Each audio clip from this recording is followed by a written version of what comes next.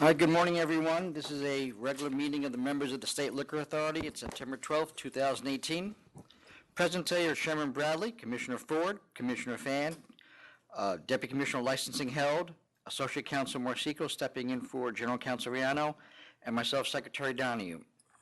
The next meetings of the authority are September 26th, October 10th, and October 24th. Those are all Wednesdays. If you have a cell phone, please silence it, and if you have a call, please take it outside. As your item is called, please approach the podium and speak into the microphone. That's how we're recording the events of today. The items will be called first, as they are signed in, first in Buffalo, then in Albany, and then New York City. Chairman, do you have any announcements to make? No. All right, we're going to proceed first then to Buffalo. The first item, 1855, RJV Restaurant 2, LLC. Good morning. Morning. Morning. Record, please. State your name. Yeah, I'm Remington's Restaurant. What's your name? My name is Richard Van G. Remington's Restaurant in Rochester, New York. Okay.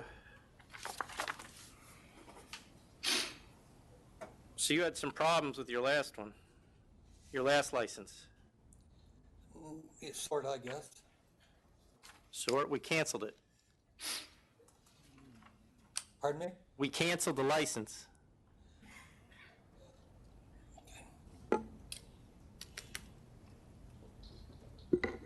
You know why we canceled it? Well, basically, I had a promoter that said that he was running the business under my liquor license. Well, there's obviously conflicting stories there, but he had a lot more evidence that he actually was running it than you do that he wasn't. Well, when I found out what he was doing, I fired him, closed the restaurant, and brought the liquor license to Buffalo and turned it in. I had a problem trying to run two restaurants at the same time, so I closed it up. But my problem is that you came and told us that he wasn't your partner, yet he's telling us that he paid you $30,000 to buy a piece of the restaurant. We wrote up two contracts for him to buy the place, and both times he couldn't come up with 10 cents to buy it. So he was going to be a partner. No, he was going to buy it out completely, but he couldn't come up with any money to do it. But you entered into a contract with him. Yes. And why did you not tell our investigators that when they asked you? Because he was mad because I closed it. That's not what I asked you. When our investigators asked you what you were doing with him, you told us he was a promoter. He was a promoter. But you denied he was going to buy the restaurant. No, I'm not denying that he wanted to buy out my business. But he never came up with the money to do so. Do you understand, if you enter into a contract to sell the restaurant with a guy, you have to, or anyone, you're supposed to be reporting that to us. Okay. Well, it never went forward because he had no money to do anything. Well, he says he paid you $30,000, and he had documents to back it up. He said he was paying you $1,000 a week, actually. That's not true. Basically, I didn't know who he was until the night that there was a police report. I went to the police station the next day and I found out who he was, what he was. He was nothing but a criminal. He was a felon. He was a contractor that took money and never did the work.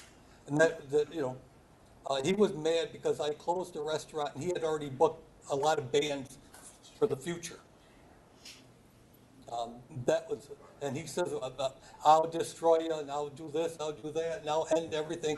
You'll lose your license at Cornerstone Restaurant, and you have nothing. You got to understand what this guy was. And apparently you didn't either. No, I didn't, but I learned in a hurry after that one night.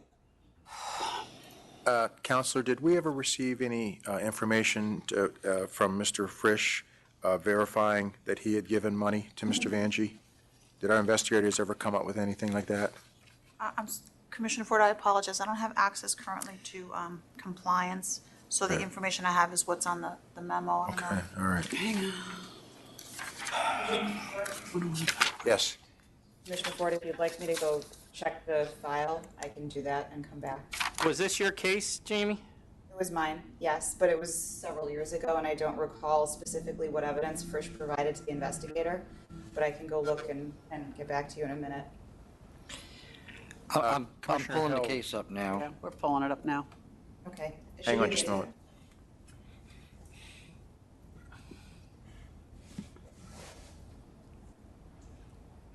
I mean, he was obtaining permits from the city of Rochester to run the place? Pardon me? My problem here is not that the license was canceled. My problem is I think you're lying to us. And I think you lied to us back then, and now you want another license, and we're supposed to expect you're going to tell us the truth going forward? I'm not lying. I'm telling you, it was never his place. Then why is he getting permits from the city of Rochester to run the place? Why is he he had an SLA consultant that was filling out his paperwork for him?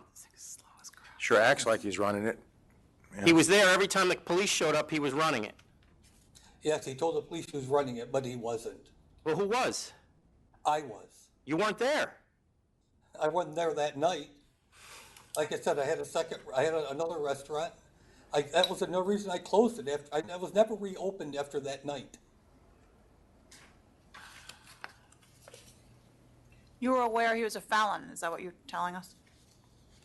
Did he tell you that's why he couldn't get a license in his name, because he was a felon? Well, I heard that later, yes, because I heard that he had applied for a liquor license at another place in Rochester, and they revoked his temporary. All this was after the fact. I heard all this. What happened to the other restaurant, P&R Restaurant Inc., that expired in 17? It was a 5-year lease. The lease was up, and Remington's came available, so I took over. I'm already in Remington's. Chairman, as far as the applicant is concerned, his version was that the other guy was a promoter and was getting a cut out of the cover charges. The other fellow was the one who made the allegations about the $1,000 a week and so forth. Right. Did you find something else? Well, in I'm just looking at the attachments, report. But he also was filling out we have permits and... receipts. Yes. We have receipts written to Mr. Fursch. One is listed for $1,000 for the pub, and the other one was listed for like April rent for $2,000. This is back in April and May of 2016. So why are you giving him receipts? Well, because when I go back in to check the sales, Yeah. a lot of this money was door money.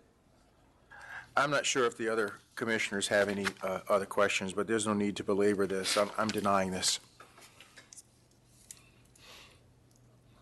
I don't know what I'm doing. What's the hours of this place? It's open from 4 o'clock until 10 p.m. Tuesday through Saturday. And what's the music? There is no entertainment. You have background music? Yeah, we have background, but it's 90% restaurant, 10% liquor.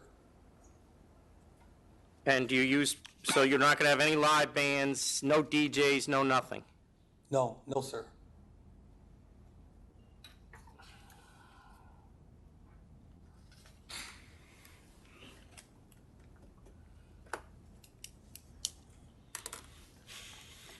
What did you do before you owned a restaurant? I worked at Genesee Brewery for 25 years.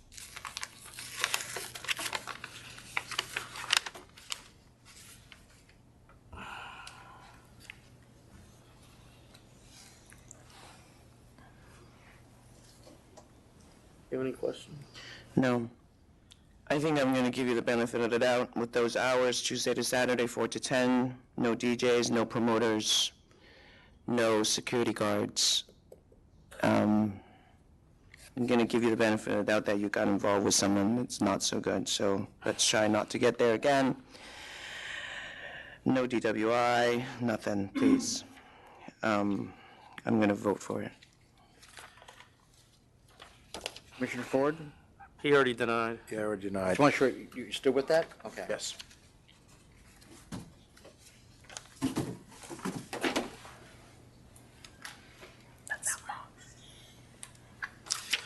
All right, I'll agree with Commissioner Fan. Under those hours, everything she said.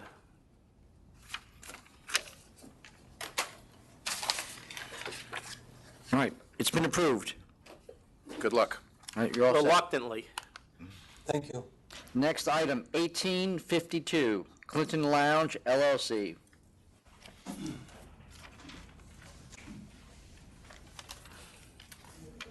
Good morning, Mr. Chairman, members of the board. My name is David Dezak. I'm a representative here for Schlau of the Clinton Lounge at 1895 Clinton Street.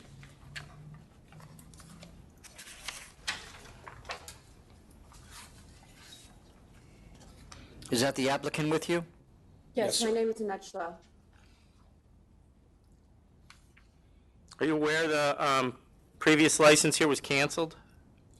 No, the information that I emailed to the board last week, previous to any license that I do, I always contact the authority asking them if there's anything outstanding, violations on the premises, previous licensee that may prevent a license from being issued or may slow a license down. I emailed the liquor authority asking that question of the previous licensee and the premises. They emailed me back, which I sent to the board, conversation, that there is no issues that would be preventing a new license at that location. So we I went for- I saw your email. Your email didn't exactly say that. It said that there's nothing that would prevent a license from being at the location, and there isn't, other than our vote. But that's for every license. Well, generally, I think it would say. Generally, when you ask for the adverse history of the place. You don't say, is there anything that would stop there from being a license? So they answered correctly, is my point. But it was canceled, and it was canceled due to its adverse history, which is pretty extensive. Based upon that, and I have it here as well, but based upon that email and the answer that I interpreted, Ms. Schlau invested, now it turns out to be almost $150,000 of her money renovating this building. She ended up needing all new electrical work. She had to put a new foundation there. And that was pretty much based upon And that. I feel for her, but that's not our problem. And in So what addition- what are the hours that she's looking to have? Well, she was looking to open up at 8 o'clock in the morning and then possibly closing at midnight or shortly thereafter. And also, I have a letter of support from the councilman in her area, in her neighborhood, from the Lovejoy District, Buffalo Common Council. How far is our other bar from this one? Not far at all. A few miles. Takes a couple minutes for me to get between each one. And you're going to work at both? I'm going to manage it both. I'm not going to be bartending at either one. But I'm going to mostly be, because the other one I've had for 5 years, I've had the same people working for me. They're pretty much self-sufficient, and they do close earlier over there. I'm going to be over in the Clinton Lounge location at all times at night, just to keep an eye on things. I run a clean business. What's the music situation? Are you having music? Jukebox. Sorry, what did you say? Jukebox? Okay. And you own this property? Yes, I do. So presumably you're not paying yourself rent here? Well, I mean, it's a there- different corporation. I'm paying, yes, I'm paying from one corporation to the other. Technically, yes, I am paying rent to myself. And you have no connection with any of the previous owners, people who ran this place, none whatsoever? Never even met him. She owns the building. All right, well, you have a pretty good history at your other place, so. Any other questions? Nope. Tom? Ready to vote? Yep. Commissioner Fan? I'll vote to approve. I'm going to vote to approve as well. You have support, as you said, from the Common Council member for the district.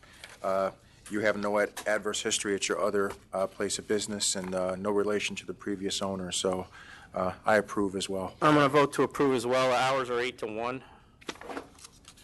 8 to 1. 8 a.m. Got it. Yeah. No promoters, no live music, and no DJs. Excuse me, Yep. may I ask one thing regarding the hours, 8 to 1?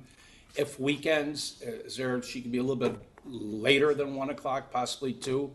Her other place is open till 4 in the morning. She's never had any issues. She gets along well with her neighbors. Well, that's why I generally ask you what the hours are, and you tell me 8 to 12, I gave you 8 to 1. Or thereafter. Huh? Okay, Well, and I gave you there.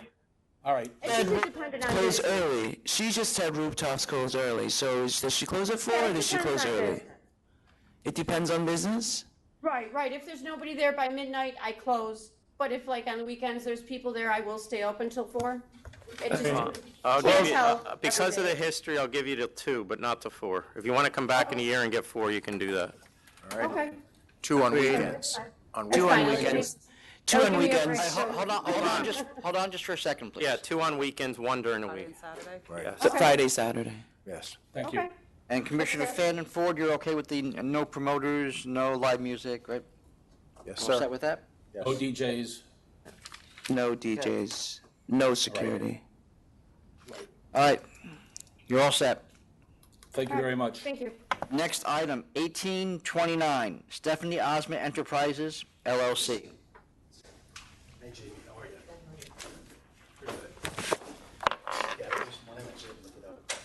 Good morning. I'm attorney Kristen Liao. I represent Stephanie Osmond and Stephanie Osmond Enterprises, Inc. in her application to license 250 Jones and Gifford in Jamestown as The Swamp. The swap. Well, it's Stephanie Osmond Enterprises LLC, DBA The Swamp. Excuse me. That's an unfortunate name. Actually, the Can you player tell was- me what happened? Can you tell me what happened here? Because there was obviously an availing, it sounds like. Yeah, so this is actually quite a complicated scenario. My clients worked at The Swamp as the bartender and predominant employee for approximately 8 years. The prior owner was Tony Stromdahl's Restaurants Incorporated.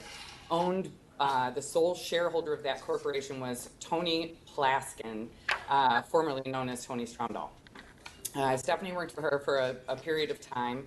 Miss Plaxton suffered a stroke a handful of years ago. Subsequent to her stroke, she was not quite as capable of maintaining the business practices, the books, the taxes. She lost at least one other business and numerous properties as her health declined post-stroke, and she also suffered from rheumatoid arthritis and some other debilitating medical situations. I'm sorry, can you just hold for a second? If you guys are going to have a conversation, can you please go outside? Because I really am trying to hear her. So please just be respectful of each other, even though they're not in the room. Thank you. Sorry, you can keep going. I just couldn't hear it because there are 2 conversations going on at the same time. So can you just okay. like sort of jump back like 5 sentences and... Sure. I have no idea where that is, but I'll do my best. Rheumatoid arthritis. That's what you let it go. Okay. So over a handful of years, as her medical circumstances changed and downgraded, unfortunately, she got to a point where she lost at least one other business, numerous properties to in rem proceedings, had to close doors for numerous reasons, but anyhow, it got to the point where Stephanie was actually trying to keep the doors open as Tony had instructed her, and was really doing so as like a cash basis out of the drawer. Steph had asked Tony if she could purchase the bar. Tony wanted her to purchase the bar. However, in the time between them coming to an understanding about it and actually getting it memorialized in a purchase agreement, Miss Plaskin passed away. When that happened, nobody really moved, to be honest. The one person who ended up being a named executor did instruct my client to keep operating, but we were trying to figure out, at that point I had met her and we were trying to figure out the next step because we needed some instruction, as she had no instrument securing her interest in purchasing, because one had never been drafted. In order to maintain the business and going on a cash-only basis, she was paying the distributors as well as like the utility companies right out of the drawer when they showed up, right? that the distributors had actually continued supplying to the business on a cash-only basis, really out of appreciation for the fact that Tony was so sick and unable to continue. Her business practices were failing. She had been a business operator in Jamestown for years. So they did know her, and they were trying not to take everything from her. And Stephanie was able to keep it afloat that way. As a matter of fact, the basis of her being able to obtain the property was that she had used her own funds to stop the in rem proceeding started by the county in 2016, I believe. Thankfully, that was secured by a promissory note by Tony individually, and therefore there was a basis for us to get the property. When I approached the fiduciaries and counsel for the fiduciaries saying, we had been visited by SLA, that they told us that the two options were either to have Stephanie listed as a manager in order to continue the business, or we had to surrender the license and close down so that she could do all of this under her own name. He spoke with his clients, the fiduciaries, and I don't know the entire specifics of the estate. I had done merely a judgment and lien search to see if obtaining the property was even going to be possible for my client. I had no idea the status of the estate at that time. When I did the judgment and lien search, I forwarded it on to counsel for the estate because I felt like that was in the best interest of all parties to know, I had done it, why do it twice? I told him the two options that the SLA had given us as far as having her named on the liquor license as a manager in order to proceed with business or to surrender the license. He spoke with his clients and got back to me and said that they were not interested in acting on behalf of the estate as fiduciaries except in the capacity to make good on the note to Stephanie and get her the property. I believe the only other action they took as fiduciaries in Ms. Plaskin's estate was to terminate the DBA filed with the Department of State on the name The Swamp so that we could continue. A little background history on the premises itself. The Swamp is located on Jones and Gifford, which is literally in the swamp. It has no neighbors. The only near business is a concrete factory. You can see that on the detailed maps that were provided in the application. But the Swamp has been known and notorious in Jamestown for decades. In the recent development, we've had a new hotel about 2 miles, if so much, down the road in Celeron put up. And the National Comedy Center has just been completed and opened to much excitement in our otherwise not so exciting town. So my client was really excited about being able to transition from an employee of Ms. Plaxton's over to the owner-operator. Excuse me, counsel, just for a second. Yes. Just that the members know that the documentation needed to be updated. The license, Tony's license, for simplicity's sake, was canceled yesterday.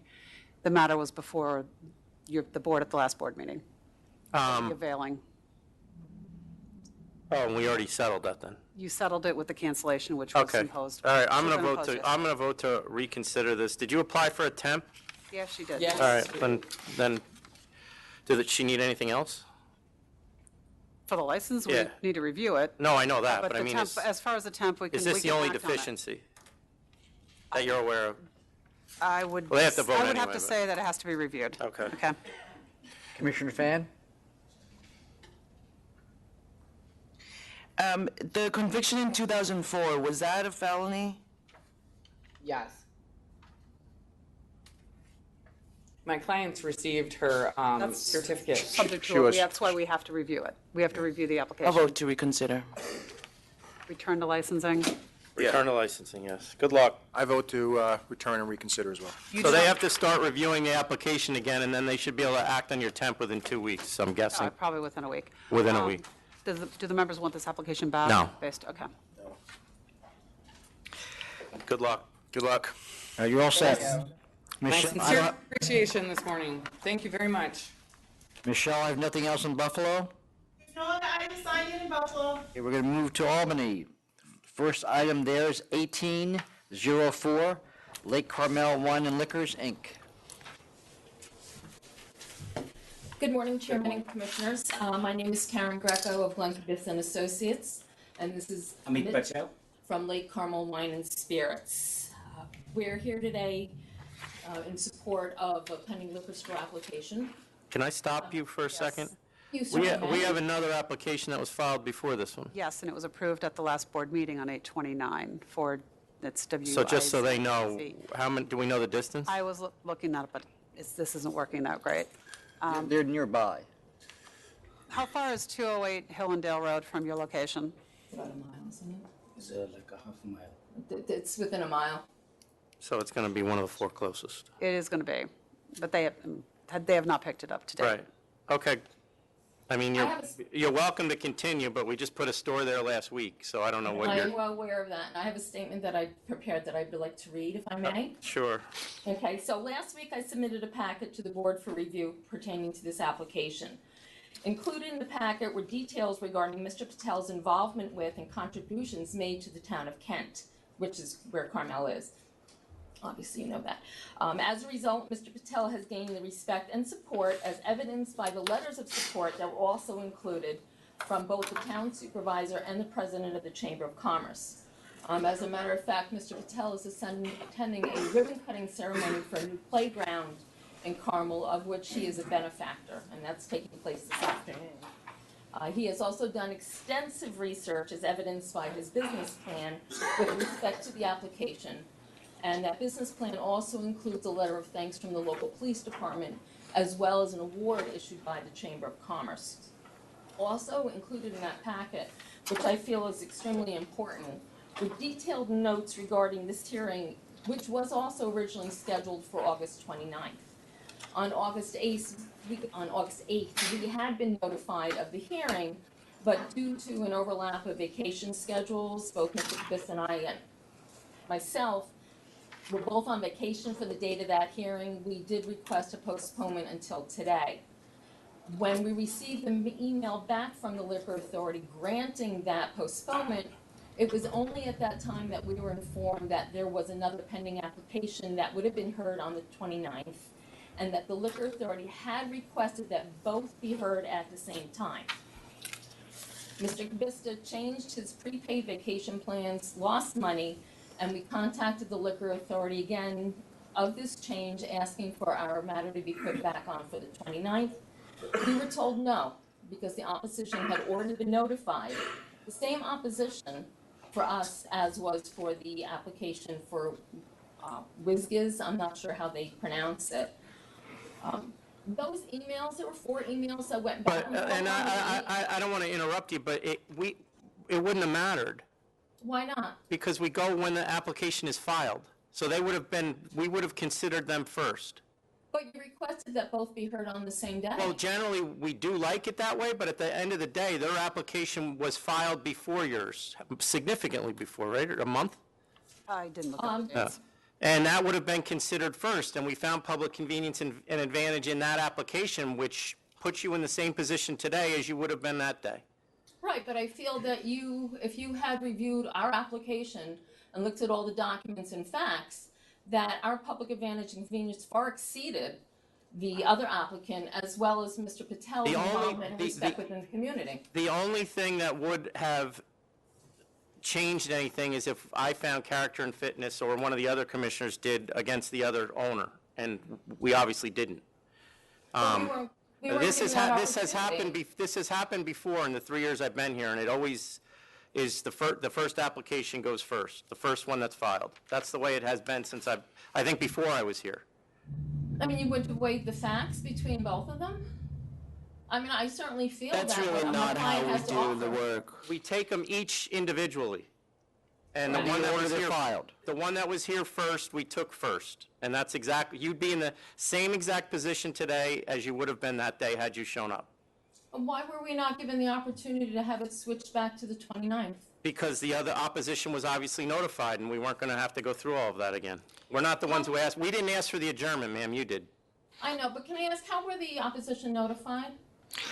I don't, email. Chairman, as a practical matter, Mr. Capista wanted it moved, I moved it. Then as a courtesy, I told him about the other application, and then he wanted, I'm not going to keep moving cases back and forth, And it wouldn't have changed and anything. I advised him of that. But these emails back and forth between you and our office took place within an hour, hour and a half. And I feel that if you were aware of the fact that there was another application pending, that it would have been courteous for you to have advised that, to say, hey, by the way, there's another application. I did. After you approved the change, and then you would not change it back. It wouldn't have mattered. I just explained that to you. We take them individually. That application was filed before yours. So we're not going to sit there and weigh the two applications. We decide that one, then we go to yours. We decided that when we granted it. Now, if you want to go through your presentation, you're welcome to, but it's very unlikely that I'm going to vote for it because, and only because of the other application we just granted. Well, basically, the rest of my summary is just detailing that pack that I had submitted to you last week. I mean, I honestly feel that if we had the opportunity 2 weeks ago to speak, if it had been granted that we were able to change it back, it was within an hour and a half, those emails going back and Ma'am, you forth. would not have been given an opportunity to speak until we decided the other application. But why then did you request that they both be heard at the same time if you're only going to listen Because, to the remember, for one reason, so the opposition does not have to come in twice. That's the only reason. They didn't show up at either one of these. Well, that's So- not usually the case. Ms. Greco, the chairman did not request they be put on at the same time. Licensing requests that. And The that's a- applications were filed 3 weeks apart. In all likelihood, they were going to be seen at the same board And meeting. it's solely for the convenience of the opposition if they do decide to show up, and you had three stores in opposition. That is correct. So I'm going to vote to deny. You know, you have support here from the town supervisor, you had support here from From the chamber? from the police, others. And again, you know, the store, what burned down several years ago. I suppose if you'd only come in maybe just a couple of weeks sooner, maybe it would be different. But now, I think public convenience and advantage has been served because we've already granted another license there. So, But if you, I'm sorry. I'm Ms. Greco, sorry. the members are voting. but I'm sorry it works out this way, but I'm going to have to vote to deny as well. I think the applicants are good candidates, so maybe if you find a different location, you should come back with a new address, and we'll discuss that at that time. I vote to deny this application. Thank you. The next item is 1843, Prospect Corporation. Someone signed in up in Albany for Prospect Corporation? Yes. Did you say that's in another? Are you, so are you hearing that too? I'm here as a protest. No, are you here? Come on.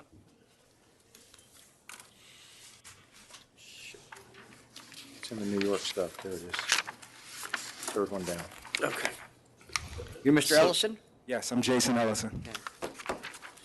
And who are you, sir? My name is Paul Brazier. I'm the owner of Flow Lounge Incorporated, doing business as Liquor Barn. Okay. Go ahead. another- So we hear from the, there's another protest involved. hold on. We hear from the opposition first, so go ahead. Okay, thank you.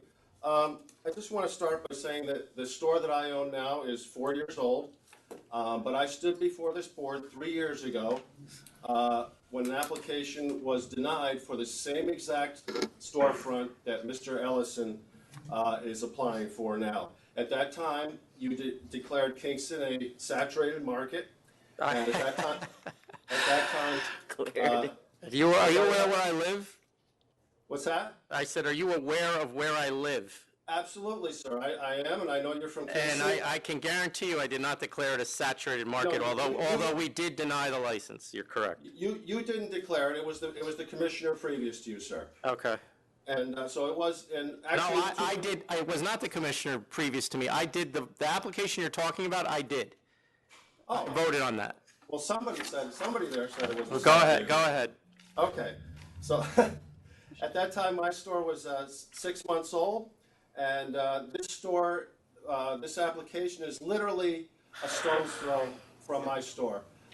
It is 2/10 of a mile away, and if the post office, since you're familiar with Kingston, that's across the street from my store, was not there, I'd actually be able to see this store.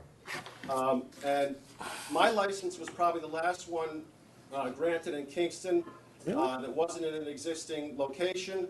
I was here though. I waited and waited for a business to close before I applied. This store, I don't think, shows any advantage, need, or convenience. I've spent all my time in my store building my business for the last 4 years. I have a beautiful store. People love it when they come in. I've been working very hard to increase my sales, but this store is way too close, and it's predatory. There's no sales to siphon. If you know the fluidity of the Kingston market. There's no traffic constraints. I mean, every store in Kingston is in competition with the other one. So, you know, I've had somebody come into my store. That's the way it's supposed to be. Yes, exactly. But this store does not fall in that category. It's so close, and I'm just getting to a point where my sales are getting to a point where I can actually make a living and pay off my startup costs. I feel this is, like I said, predatory, and you know, I don't operate my store remotely without hiring a manager. I just find it ill-advised, and like I said, it's entirely too close and serves no additional need or advantage to the community. It's triangulated between 3 small stores. This store is literally the same size as mine. It really offers nothing, Commissioners, nothing at all. Okay, thank you.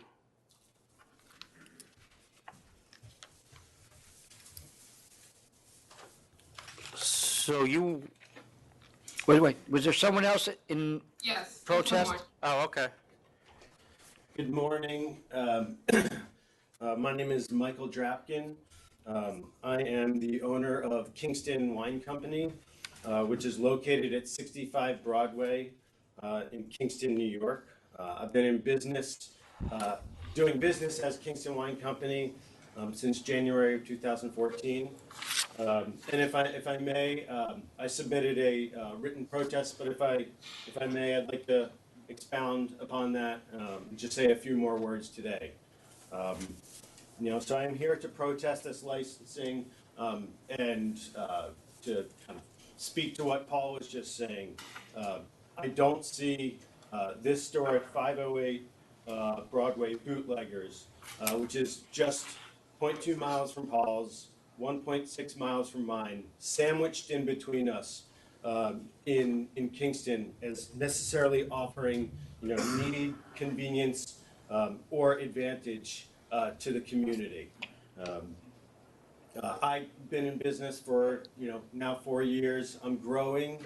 I'm etching out a place, and I do believe that having bootleggers in our community won't provide those several important factors in granting a licensee their license. So let me ask you, and regardless of, one thing we don't really concern ourselves with is how it's going to negatively impact your business, because it's supposed to. I understand. Competition is healthy. What I do want to know is, do you do tastings? Do you do wine tastings at your store? The wine tastings are offered, yes. And do you deliver? From time to time, it's something that we can offer. And locally. And and I've been in your store. You specialize in mostly wines, is that correct? It's certainly definitely a specialization of ours. I myself, have a 15-year background in the business, but spirits, even though they're a smaller portion of our store, it's still a very important element of the bottom line. So people do come to us not exclusively for wine, but for bourbons and whiskeys and vodkas and in particular specialized spirit items. And do you carry local products? Yes, absolutely. Okay. All right, go ahead if you have anything else. No, I don't have anything else. I just appreciate your time and your consideration in this matter. Thank you so much for hearing my position. Okay. Thank you. Anyone else there? Anyone else? Can I just say one more thing? Yes. I have a vast knowledge in the wine and spirits industry. That's why I've been able to build this business and gain trust in the community and attract people from all around. And, so, like I said, I just don't see how this store could, is a good idea. It's just way too All right, close. now you're repeating yourself. Thank you. Okay, I'm sorry. We got it, thank you. All right, so, Mr. Ellison, we considered a store in this exact location 3 years ago. Nothing has changed, I can tell you that, because I live there. So why would we put one there now? Well, Kingston's hot. Rent is very reasonable. As you guys know, I owned a liquor store in Brooklyn previously, almost paying $10,000 a month. Kingston's in the low thousands. Everyone's moving there. Real estate is booming. I have a couple Well, see, contracts. there's certainly, the real estate is booming, but there's not that many people moving there. In fact, the population has gone down. The school district, the numbers of students have gone down. Yeah, I did see the population went down like 12%. Yeah, well. Yeah, I've done my numbers, but. No, but I live it, so I'm telling you, I want to know the reason why what's changed in 3 years. I just see the future in Kingston, with the Cuomo, putting in the $10 million to the community, with Peter Buffett moving there, opening up his farm and radio station. I'm following the trend. I see what's happening in Brooklyn, New York. Same thing that's happened, to other, it's changing. And I just want to be in front of the change for once, and it's a nice opportunity. And you don't live there, correct? No, I live in New Jersey. And you don't plan on living there? I actually have contracts now to procure property in Kingston, where I intend to have a house Residential property or commercial? there. Residential. So you are going to move there, or you're going to rent it? Just a weekend house, like I have a house in Brooklyn. So you're not going to run this store? No, I was very clear on that. Yeah, no, you were. That I'm in the pharmaceutical industry 9 to 5. That's what I have my master's degree in. This will just be a half an hour difference from me going to Brooklyn, from where I've always lived. It just added an extra 30 minutes to my commute. So who's going to run it? I'm very exploratory right now. I graduated in New Paltz. I have a lot of relationships out there. Very familiar with the Kingston, Poughkeepsie area. I went to undergraduate in New Paltz, so I have relationships. I have, guys that I went to college with. They're interested. And what are you going to do that these other stores aren't doing? I've I mean, all of these stores are, everybody drives in Kingston. All these stores are within a mile and a half. Yeah, I noticed that. I was just interested in bringing, hard to find, craft, boutique wines and spirits, sakis. Kingston's turning into Brooklyn North, and, everyone's moving up that way. They're not. They are. They will. They will. Yes, they will. And The population is down 12%. Yes, I did my numbers, and I see good change happening in Kingston. I'm still young. I just want to get in front of it. Have a legacy there.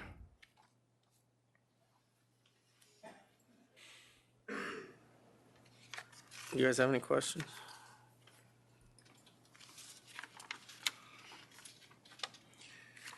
You ready to vote? Yes. Commissioner Fan? I don't really see a public convenience and advantage at this current moment. If there is a proof of population increase in the future, you should come back.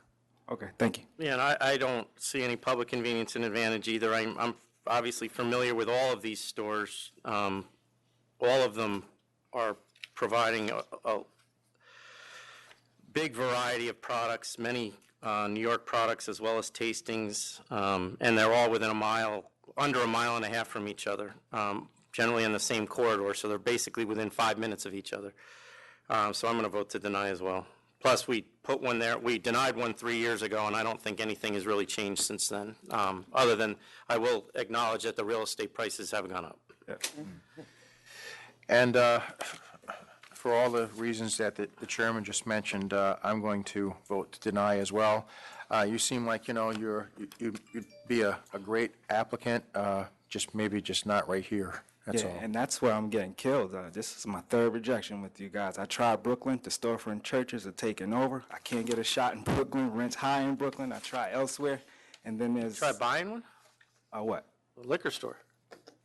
That's next for me, I guess, because they're ridiculous with their numbers when I know it's cheaper for me to build from scratch. Yeah. But the storefront churches are out of control.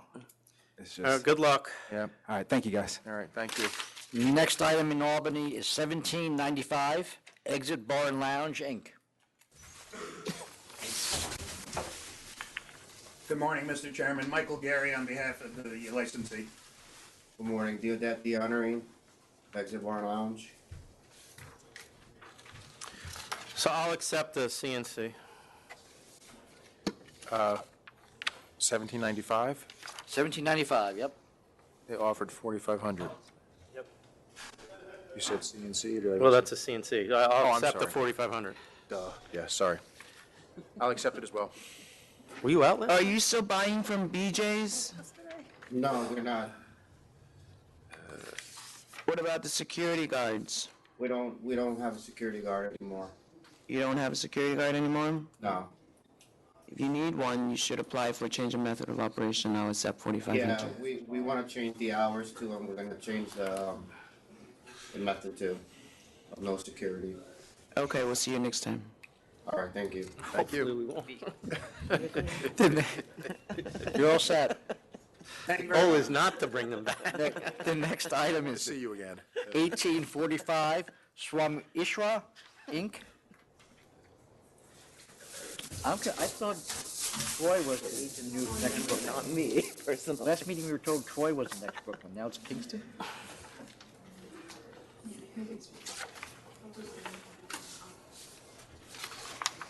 Was there any opposition there? Yes. Can we put your name on the record first? I'm sorry. The applicant, put your name on the record. Bhavesh Patel. Okay, now can we hear from the opposition? Good morning. My name is Karen Kazmar, and I'm the owner of Chatham Wine and Liquor, which is on Main Street in the village of Chatham. It's a half mile from where BMP Wines wants to open up. Now, Chatham is an extremely small village. It's very dependent upon tourism, so when it's not summertime or holiday seasons, we have a very small local economy. We have another wine and liquor store 1 mile away from my store, which would be between me and the new store. Proposed new store would be between my store and this store 1 mile away. Which And then we store? have- Which store is that? That you? It's called Drink, and Okay. it's in the Chatham Shopping Plaza. Is that open? Yes. And can I ask you if, oh no, that one just got licensed. Okay, go ahead, I'm sorry. And then there's another store, East Chatham Wine and Liquors, which is 5 miles from my store in the other direction. We're really just beginning to recover from the economic crisis, which hit Chatham very hard for many years. And as I said, we're very dependent upon tourism. I don't really see why another store that close to both myself and Drink would add any to consumers, the benefits of consumers. And it's, again, just splitting a very small pie into smaller and smaller pieces. So I'm asking you to consider my request to deny this license. Can you tell me what, your store is about 1,700 square feet? Yes. Can you tell me, do you provide tastings or services or education or anything like that? We do tastings on Saturdays. I wouldn't say that there are other services specifically, but we do tastings. I've taught wine tasting classes, but I don't do that in my store. That's a separate thing. And you carry craft manufacturers, New York Yeah. manufacturers? Absolutely, yes. I absolutely do, but I also carry items that are mainstream. I have a combination of customers. I don't just cater to the tourists. I try to provide things that are appealing to, people with all kinds of tastes. And I feel that if another store comes along, it's draining, I've struggled to offer what the community wants, not just what my taste is. And this is a pretty rural community. Do you have any idea what the population numbers are? As far as, is it trending up, down? Well, in the village it's trending down. The elementary school population, the public school population has dramatically reduced. There was just a report out showing the reduction in the public schools throughout Columbia County. Chatham is a village of 800 people. And you're surrounded by farmland, correct? Yeah, there are 66,000 people in the whole county. Okay. All right, thank you. Thank you for hearing my request. And you might want to, the reason I asked you if drink was open was because they Yeah. never responded to our request for sales numbers, which would have been very helpful, so I don't know if you have contact with them, but Yeah, that's not really thought- something they can ignore. Okay, yes, I can tell them that. Can I ask you a question before you leave, before you move? What is that, it looks like a track on Cottage Place, just south of this, where this applicant is located. Do you know what that is? Wait, what was that again? It looks like there's a track just a little bit south on Cottage Place. Do you know what that is? Cottage Place in the village of Chatham? Yes. No. You mean like a Well, horse maybe- track or a running track? Athletic track? That's the Oh, fairground. maybe it's the That's, fairgrounds. no, it's the fairgrounds. Yeah, it's a, Fairgrounds. Yes. Okay, all right. It's not a track anymore. It Okay. used to be a harness track. All right, thank Yeah, you. they just use it for the fair. It doesn't. Okay, you. thanks. Mr. Patel, Yes, go ahead, tell us why you need to put a liquor store there. because I think it's easy because right now I have beer and customer all weekend. People come from the city or from other towns. So let's say he buy 12-pack beer and he try to buy wine or liquor, but I don't have it. So I send them here or there. But they take exit and they store both one right hand side, one left hand side. And when they come from exit, they come to my store first. That's why I thought to open a small liquor store. Maybe I can earn more. It's not like I could take our business from other two stores. Like we have small town, but we have like 4 gas stations and everybody's doing great. We have 4 gas stations, 4 corners in that small town. You're telling me that you don't think you're going to take sales from the other stores? I don't think so. Well, what do you, if you're Because- telling them now that they have to drive down the street to get a bottle of wine, where do you think they're going? Not all going. they're Some just not people say, drinking. okay, I'm going Valencia. So I say, okay, I don't know which, maybe you can find Valencia somewhere store then. Some people like go back from exit. They walk in and walk out, or some go straight 2 or 3. How many tourists do you think you get a week? Because there's only 800 people that live in the village. Yeah, but we have lot of people, city people have houses. All right, Like last so weekend- give me an idea, what's a lot? More than 800? No, not that many. But we have like I have a lot of customers. They like last weekend everybody came over there Thursday instead of usually they come Friday, but long weekend they go 3 days ahead.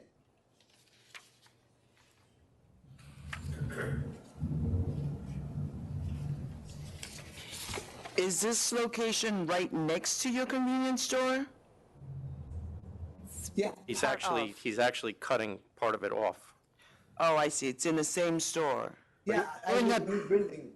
You're in that building on the corner?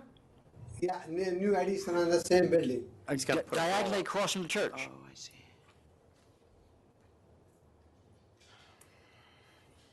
No, he's 2 gas stations down, Tom. From the St. James No, Church. the church is on one corner, he's in the, He's catty corner across Hudson. right, but the convenience store he's talking about is right across the street. No. No, the other intersection, diagonally across. It's on Yeah, the side. diagonal, yes, yep. You're on the same street, is Yep. what I'm getting at. Do you have any questions? He's the mobile gas station? Yeah. Yeah, he's gonna be connected to that. Right. Oh, I see. It's a little further away. Any questions? Are you going to do anything like deliveries, internet sales, anything like that? We looked into it. No, like internet sale, but not delivery. What about deliveries? No. Okay. Questions, Commissioner? All right, Tom. Ready to vote? Yes. Yes. Commissioner Fan?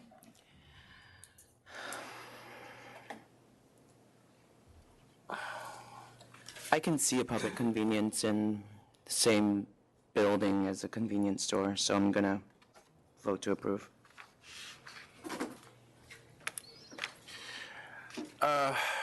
I think that with only 200 square feet of retail square footage, I don't think that that's really that much, and I do think that there would be a public convenience and advantage served by them being at a station there anyway. There's another store that's half a mile away but has not responded to anything, so we don't know what their sales are. The other store that we recently licensed is almost 6 miles away, so I kind of discount that a little bit in this situation. So I'm going to vote to approve as well. I'm going to vote to deny. I didn't see any public convenience and advantage, given the population numbers are down and there's already 2 stores in the village. But, thank you. Next item in Albany is 1773 Lowville Food Mart, Inc.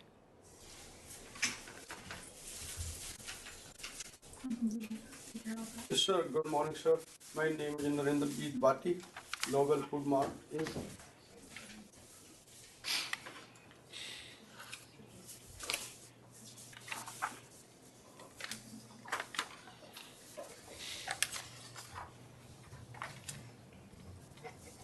Was your previous license that was canceled, was that at this location? Not this location, sir. It was another location? Yeah. You still own that store? No. I took that store over, and after a couple months, my wife got sick. She had a cancer, and I can't put too much time over there. I take care of my wife. My manager was there. He now take care good. That's what had happened. Cancelled. But I have a couple other stores. I have a license. I put in a safekeeping deposit box. I'm in this C-store business for almost 18, 19 years, and we have no problem. So you sold the Delmar Mart and let somebody else use the license, and how long did that go on? We not sold to nobody. We give back to the company because I can't run it because I got problems with my wife. My wife had problems. I take care of her. I can't put any time. I cancel my lease and the company gave to them. And you didn't take your license with you? My manager, he's supposed to take care of everything, but I think he did, or he forgot, or he lost the license. That's what No, he didn't lose it. The guy kept using it. Sir, I don't know. It's not in my attention. According to me, my license was surrendered to the liquor authority because my manager was taking care of it. Because I was with my wife. Well, no, your managers don't take care of it. You're supposed to take care of it. Sir, you're right, but my situation was that bad at that time, and chronic disease. I had to take care of my wife. It happened, but I have other stores. I was taken care, and I put that license in the safekeeping deposit box.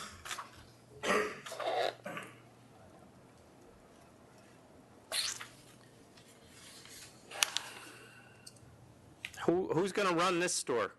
This is in Lewis County. You live in Poughkeepsie. This isn't even anywhere near you. Yes, sir. My father lived in Rome. My mother, she lived in Rome. My brother lived in Rome. So we moved here. We buy that station option to buy it because before that I have leases. Leases expire, then I am out the road. I want to know who's going to run the store. I don't care how you got it. Okay, sir. My daughter, my son, and me. 3 of them. How are you going to run that store and your other 3 stores that are in Dutchess and Orange County? No more stores, sir. That's the only store I got. Is that true, Jackie? Yeah. Oh, I see. Okay. How old are your children? Excuse me? How old are your children? 27 and 26. They are both graduates. And what do they do for a living? They work at the store right now. I see. So you still live in Poughkeepsie? No, sir. I live in Lowell. And how did you get to Albany today? I came from Lowell. You did what? I came from Lowell Lowville, he said. But how did you get there? by car. You drove? Yes, sir. But your license is revoked. My license is revoked. It says here Unless that, you got it back. did you get your driver's license revoked once? Not, I don't know that, sir. I have a license with me. It was 2010. You didn't lose your license 8 years ago?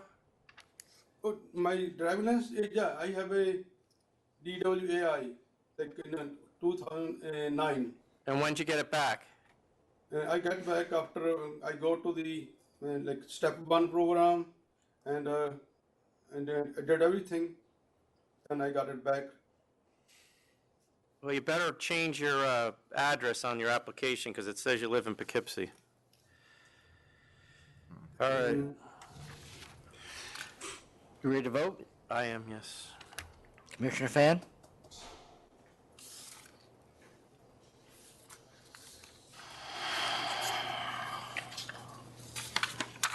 Sounds like he needs a new opportunity, so I'm going to vote to approve.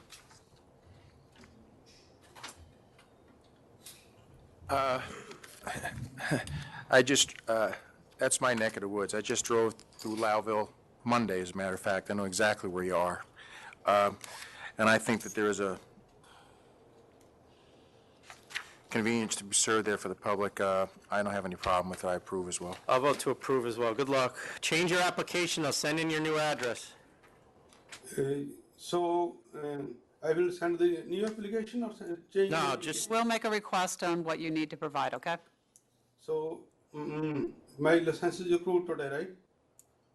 What do you say? Say again? My license is approved today, right? It is, but you have to wait to get the license before you start buying beer, so. Liquor. Oh, sorry, beer. I'm looking at the liquor Yeah. one down here.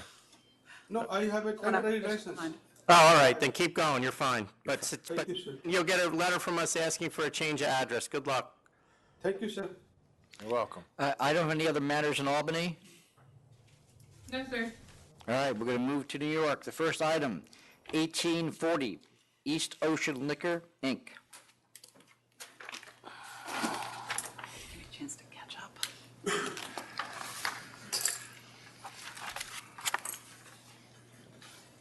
Good morning, Howard Levine on behalf of the applicant. I see here that we have some opposition.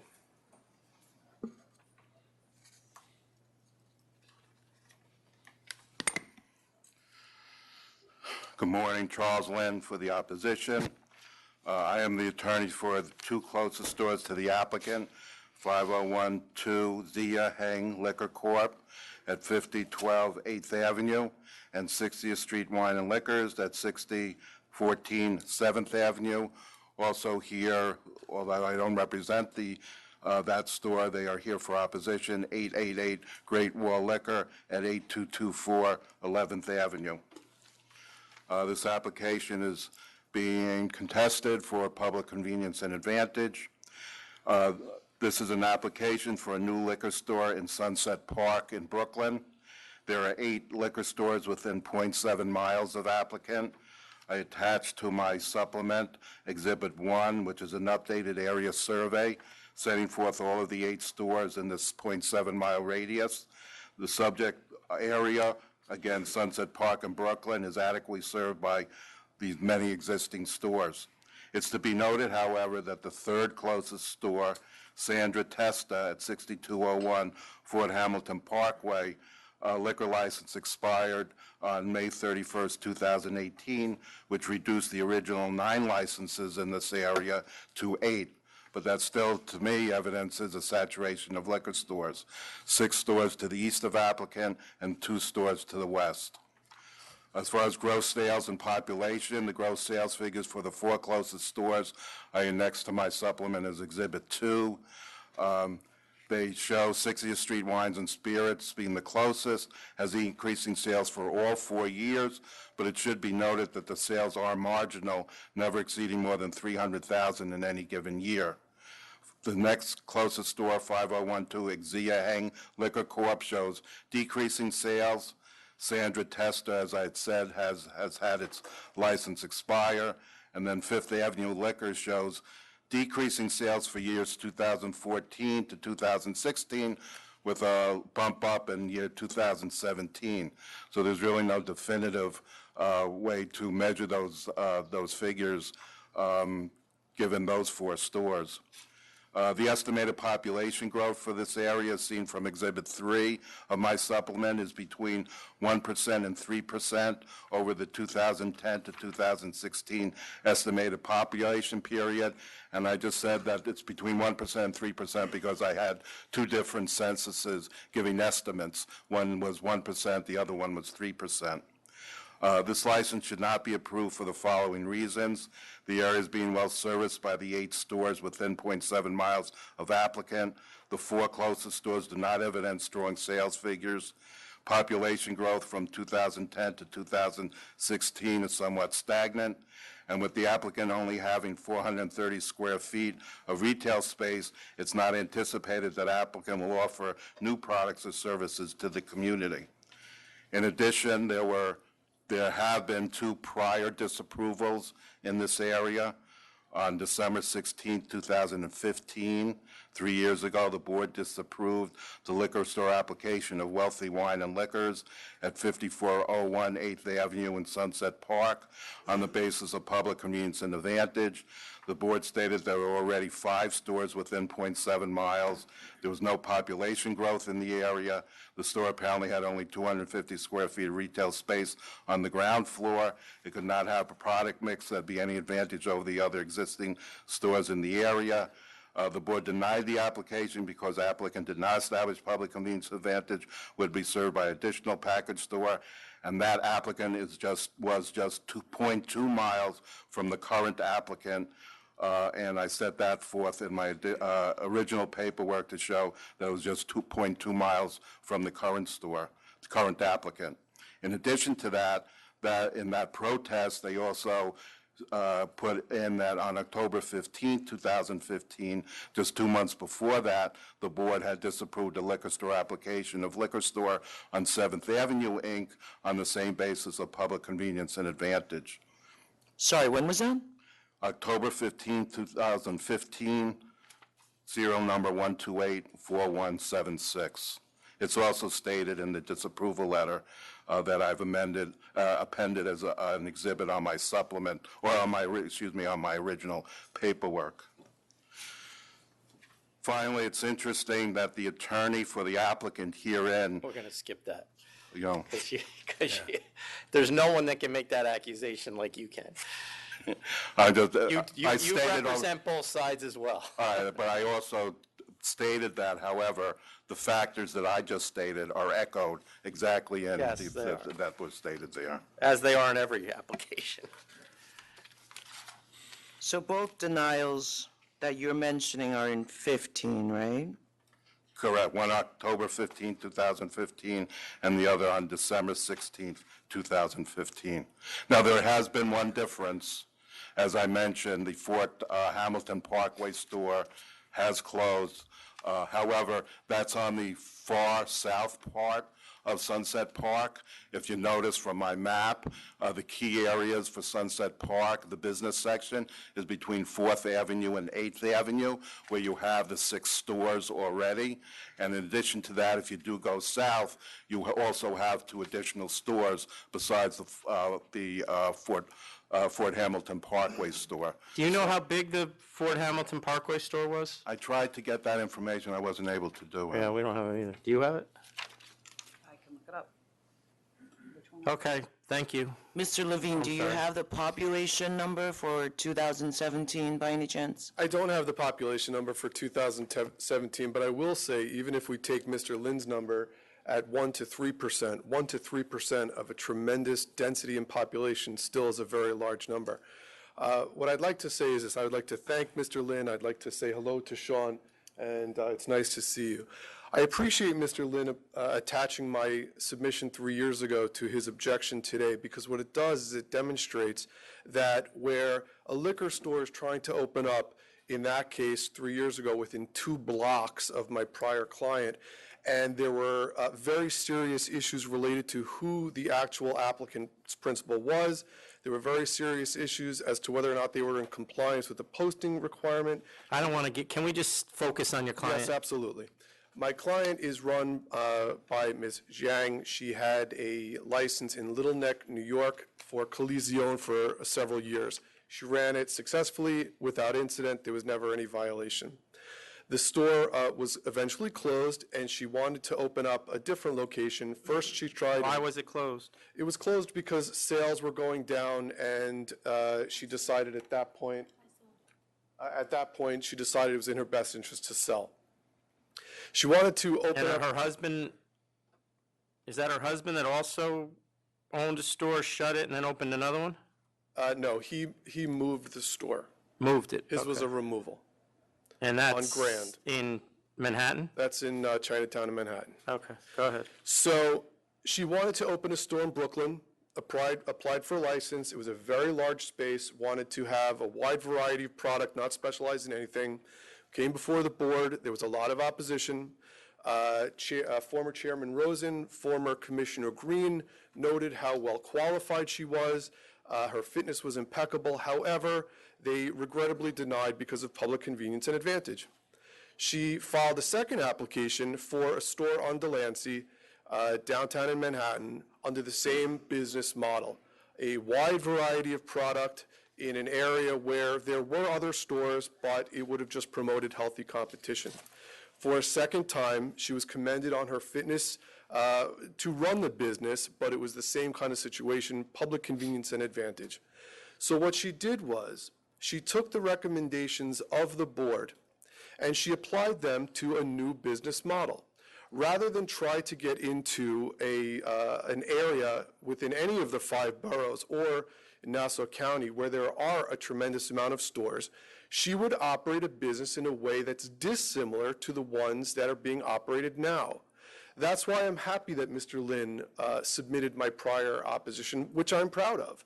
It is not incongruous. It is not ironic to the fact that I represent a specialty applicant now. Now the store is off 8th Avenue. It is 435 square feet of retail space. It will focus primarily 70% on Asian product, which is a booming market, as we know, in all areas, but particularly in this area where there's a high Asian population. The applicant's principal is well-versed in the marketplace and is happy to commit to those numbers. She is also happy to commit to truncate the store hours. That is, as I put in my submission, open late and close early. This is a destination that she has, a business model destination that she has put together based on the specific recommendations of the prior board to the State Liquor Authority. She is heeding the advice that another run-of-the-mill store offering all of the same products where there are stores within close proximity. I mean, after all, it's New York City, that she would carve out her own niche. Now, is there a risk to doing this, to targeting such a specific area of the marketplace? Absolutely. Is there a likelihood, maybe not great, but is there a likelihood that she could fail and lose her money? There sure is. But I respectfully suggest that this is her risk to take.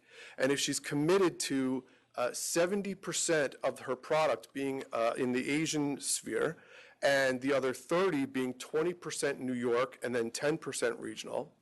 And she's committed to truncating her hours. Wait, so you're going to do 20% New York and 10% regional? Yes. What's regional? California. Northeast? Northeast, California. So not regional, it's going to be? Domestic, United States domestic. Right, and the rest Asian. Right, and 70% Asian. She is heeding the call and the recommendation and the suggestion of the prior board. And if she fails, it's her failure. Can I ask opposition, how many of your clients or the other stores sell Baijiu, Japanese sake, I thought you were going to ask soju? if they were Asian. No, I can see that. Can you respond to the commissioner's question? How are you? My name is Sean Liu. We sell baijiu, all the Chinese baijiu. We sell soju, which is Korean. We sell sake, that's Japanese. And some of the small company, which is currently up in New York, which is Korean, and they produce their Korean soju in United States in New York, and we supporting their product as well. So what percentage of your products would be Asian? We got at least 50% of all Asian because our market, majority of the population over there are Asian, but there's also Russians and the Polish and then Hispanic and rest of the small amount. Okay. Thank you. Hi, my name is Ling Lai from 60th Street Wine and Spirits. We sell all the Chinese spirits as well as sake and soju. And what percentage of your products? I would say like more than 50% is all like Asian spirits. Okay. Yeah. And may I speak on behalf Sure. of Mr. Lowe? That's Mr. Lowe from AAA Great Wall. He doesn't speak much English, so I would like to translate if it's okay with you guys. I speak Chinese, but Okay. you can translate. Well, we don't. Yeah. So may I translate? Sure. Go ahead, yeah. Thank you so much. Basically, he sell a good amount, and when I say good amount, it's about 30 to 40% of Chinese, and his neighbor are more Italians and mix of moving in influx of Asians, and he support both. A lot of the Italian wines, and then he trying to support the community from the increase of Asian people. So he actually really support them, and some of the convenience also for some of the Jewish community within the block, and he sells some kosher wines separated for the kosher. Mr. Lee, are all of these open stores your clients? Yes. Okay. All right, thank you. And just one other comment. All the stores do have tastings. They do have delivery, but the delivery is only to regular customers.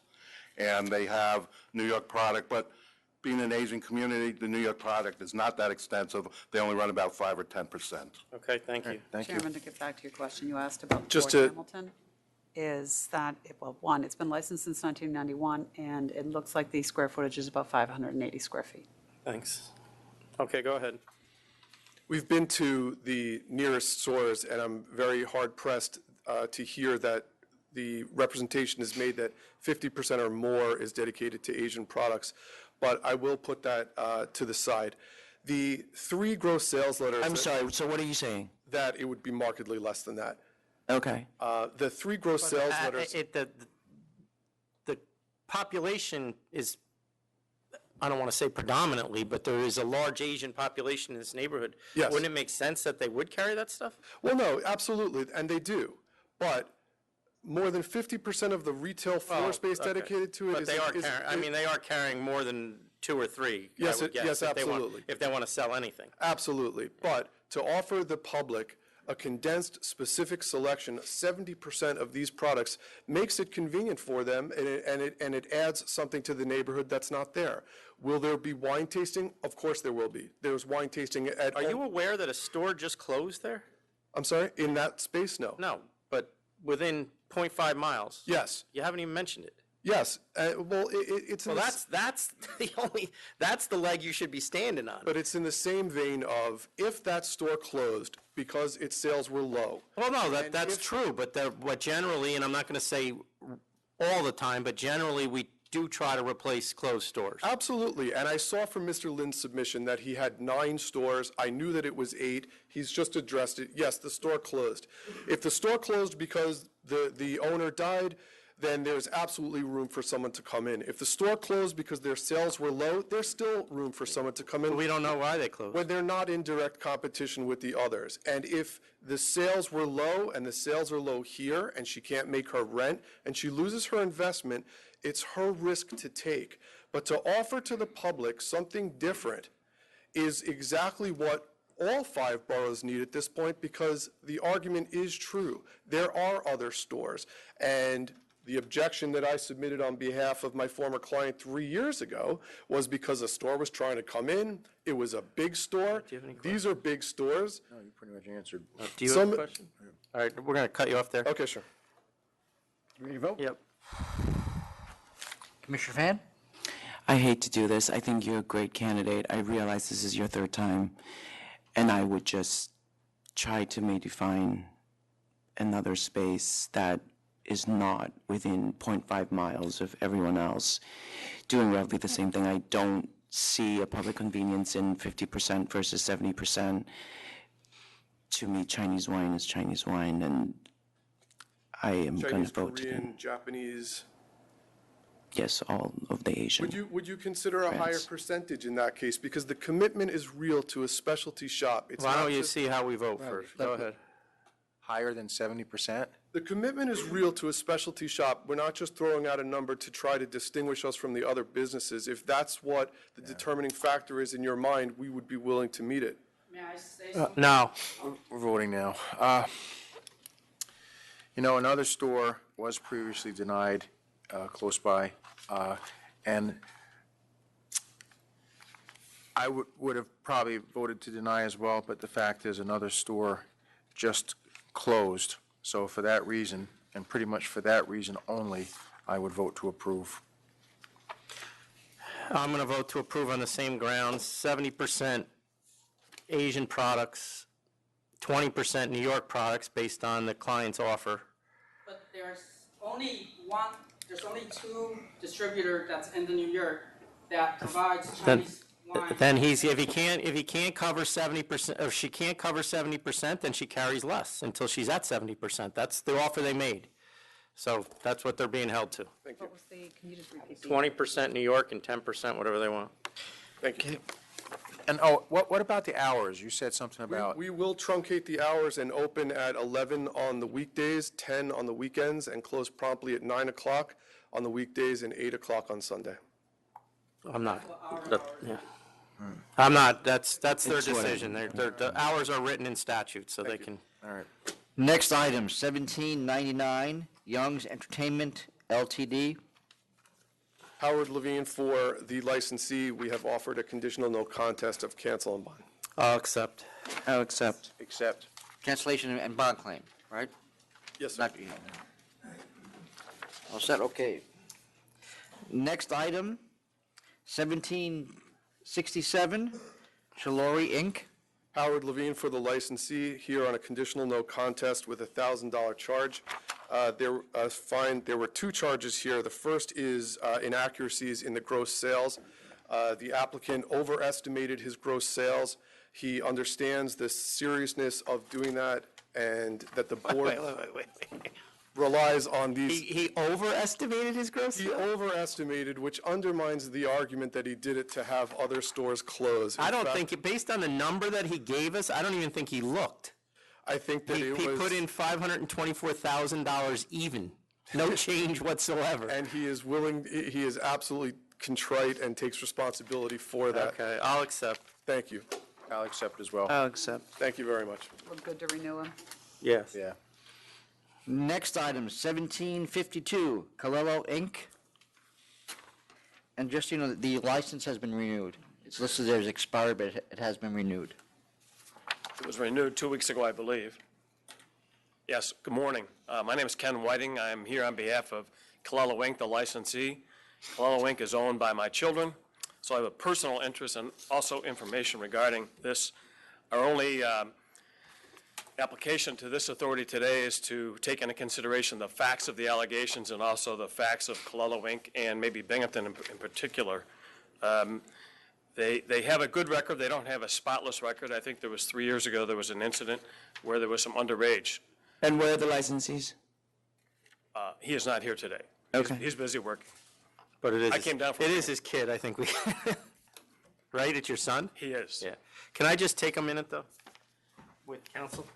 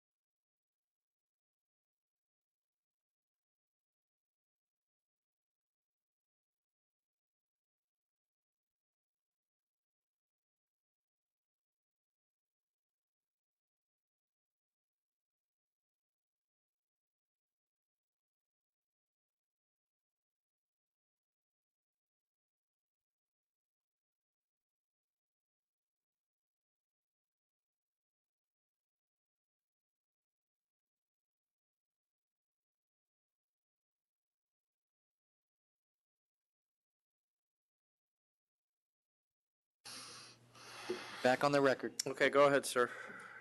Yes, as I was saying, I'm here really just to explain the facts and circumstances of these allegations and hopefully to explain to the authority and have them understand, have you understand, that the licensee's predicament and also to minimize the expected civil penalty. The one allegation here is regarding not having the, Scott Agito is his name. He works about 12 to 15 hours a week, only on Friday and Saturday night when they're busiest. He works from 10 p.m. till roughly 3 a.m. State Street in Binghamton has about 7 licenses, it's my understanding. Uncle Tony's, Colella Inc. being one of them. The security guard in question here has worked about 5 years. He arguably is not a security guard, but he does monitor the door. We're not here to argue that. He was unaware. My son, the licensee, was also unaware that he needed to be certified as a security guard. He works. And not only that, but do we even have that on the application that they're going to have security? No. Yeah, so you got to tell us you're going to use security as well. But go ahead. I think the argument to that was they don't consider him security. He works the front door and Well, monitors the door is the security. The argument to the contrary is Binghamton Police are right out the front door. Is he checking IDs? He is. Yeah, it's And if you security. look up the regs, he's doing security. But we're past that, so go ahead. All right. Since then, he's gone through the course and been certified. The other allegation is regarding a young woman named Gertz, who was 4 months shy of her 21st birthday. She had a very legitimate looking fraudulent state of Maine driver's license. She walked through the front door, got in after presenting the license. She was in the licensed premises when John Meyer, the SLA investigator, came through. He checked a lot of different people, found her to be fraudulent, did not charge her with a violation. The Binghamton Police did not charge her with a violation. They took her license, a very good-looking state of Maine license. As the authority is well aware, there's a very professional driver's license out there, among other identification. She was 4 months shy of her 21st birthday. She had had one drink. She was not intoxicated. And our pitch here today is to have the authority take into consideration Binghamton is an economically, you were talking about other economically depressed areas in the state. Binghamton is one. Are you using a scanner there? That was my question. You don't have a scanner? Maybe you should. No, you Yeah, are. Well, economics almost prevent that. well, who prevents it? Economics. Well, the economics now are going to, and I'm not saying I'm going to do this, but what you're looking at here because of this and not using a scanner is a $10,000 fine. The economics don't, the scanner's like $3,500. So it's going to save you I'll agree a with lot Mr. of money. I will agree with Mr. Chairman in that. I don't even know if it is $3,500, but there's 2 out there that are almost foolproof. 2 different companies, and I've seen them work, and they're very, very good. Well, and that fine would be so high because they have 2 other sales within 5 years. But like I said, there are some facts and circumstances regarding this sale to a young lady who presented very professional, fraudulent ID. Without the scanner, it got through. She was not intoxicated. She had one drink. Investigator Meyer checked. A lot of other people found her, so she was the isolated incident on that night. Investigator Meyer also has gone through the premises, checked the books, checked the inventory, talked to my son, found nothing else out of the ordinary. And that was it. And it was almost, and I was present at that time, he almost fell back on that and the lack of security certification as, well, I got to do something, I'm here. And he said, well, Investigator Meyer said he would. We end up there because somebody complained about you. So. Well, That's maybe so, but they also go through there on I think every 6 months or so you see the authority coming through. So I'm not sure that's the case in that particular case. All right, well, you're going to have to change they need to file an amendment if they're going to have that guy keep working, because we don't have anything that says you have security staff, which actually should have been another charge, and it's not. We'll make sure to rectify that. And your license is expired. Well, no, that's. It was just renewed 2 weeks ago. Yeah, that's us. Yep. I'm going to require that you do get a scanner.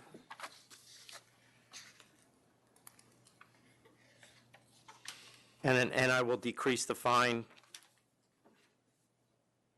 in order for you to buy that to 4,000. Assuming they agree with me. 4,000 is okay. Thank you. You know, you write here that the two violations are far from serious and should be viewed as de minimis violations when viewed in contrast with other matters before the authority. I gotta just, for the record, disagree with that because I don't think there's too many more serious violations that we have to make judgments upon other than minors being served. So this is your third one here. I'll go along with the 4,000 and the scanner, and hopefully we won't ever see you here again for that, okay? Like to be able to say that. Thank you. All right. Take care. 17. Take 2 minutes.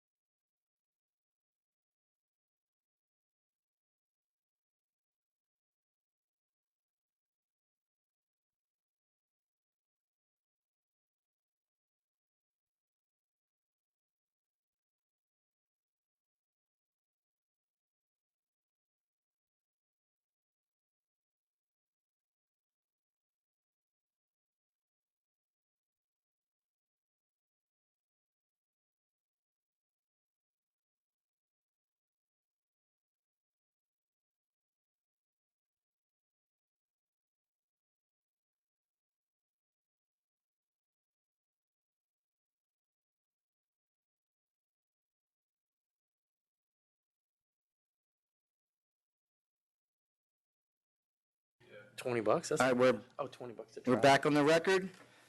The next item is 1738, Fry Guys LLC.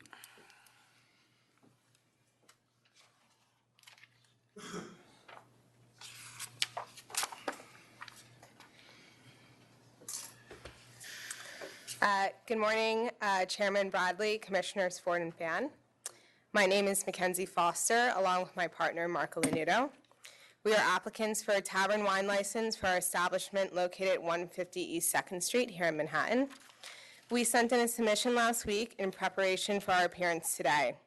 The submission included affidavits which summarize the community board's opposition to our application, as well as affidavits that we would comply with the community board's request that we stop selling beer and wine at midnight every day.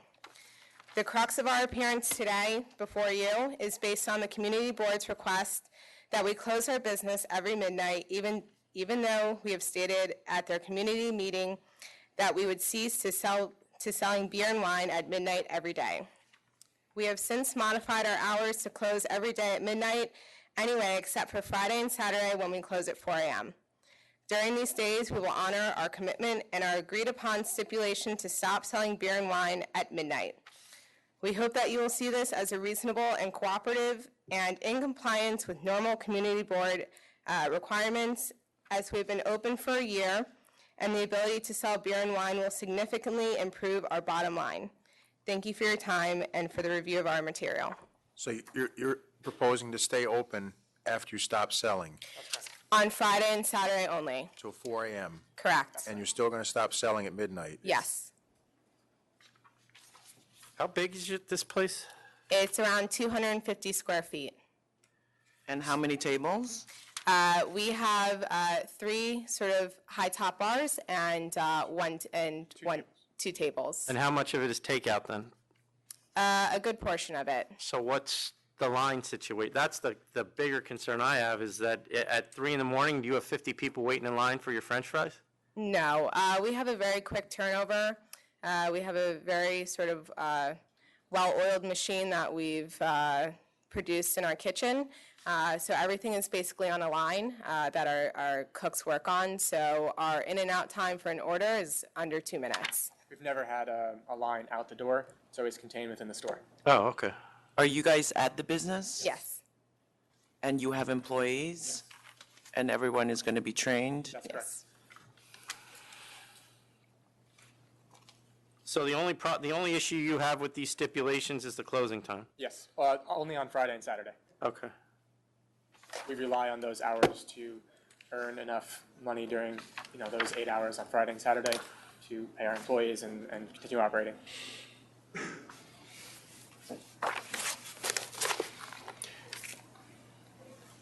And there's no, other than your door, that's not an open shop, right? The windows aren't open?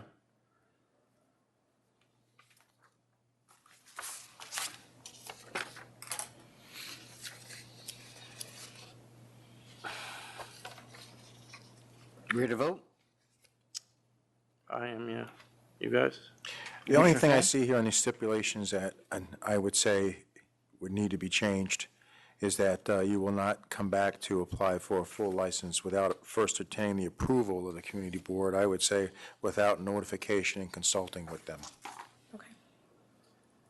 I think it's, They'd have to notify him Anyway. anyway to do okay. so. But I don't think it should be approval. That's our job. So. So it would just be without first meeting with the community? board? Correct. Okay. Without, And then change the hours 12 to 12 weekdays and 12 to 4, assuming they vote for, Friday and Saturday. and stop serving at midnight That's correct. every night. Yes, we will be posting signs both in the window and at the counter to make that clear that we stop at 12. Okay. What kind of food? What is We sell a variety of French fries that are mainly like loaded, so bacon guacamole, pulled pork, fried chicken on top. So it's a very fun twist on potatoes. I'm going to have to make a note of your address because you're making me hungry. Thank you very much. You're all set with those? Yes. So I'll vote to approve on those hours. All the other stipulations are part of the license except for the one that Commissioner Ford changed That one is part as well, but with the change. And Commissioner Fan? I vote to approve as well, with all the changes. Thank you. Good luck. Thank you very much. Thank you. Next item, 1854, Lexington Fresh Farm, Inc.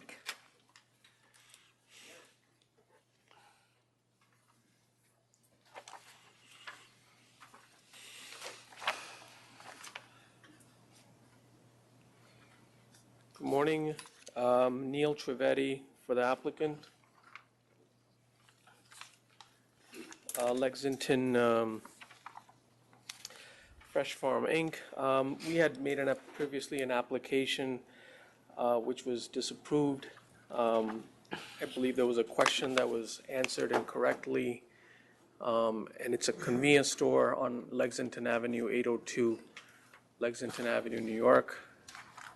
So what did he think his license happened to his previous license? Well, I have an email from the lawyer that was representing him at the restaurant that was previously where he was a licensee. It says, I spoke with the attorney at the Liquor Authority, and in order to voluntarily surrender the license, you must personally bring the original license to the same building that we had the first hearing.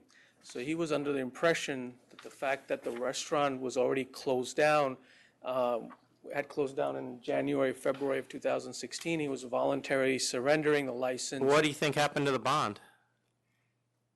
That he would have to pay the $1,000 for the bond. Get the bond. Well, we took the bond, I'm assuming. Yes, So why would we have taken the bond on the surrender? We don't take it on the surrender. He lost $1,000, correct? Yes. So what do you think that was for? That was the penalty. Like I said, it's his first application, first dealing with the Liquor Authority.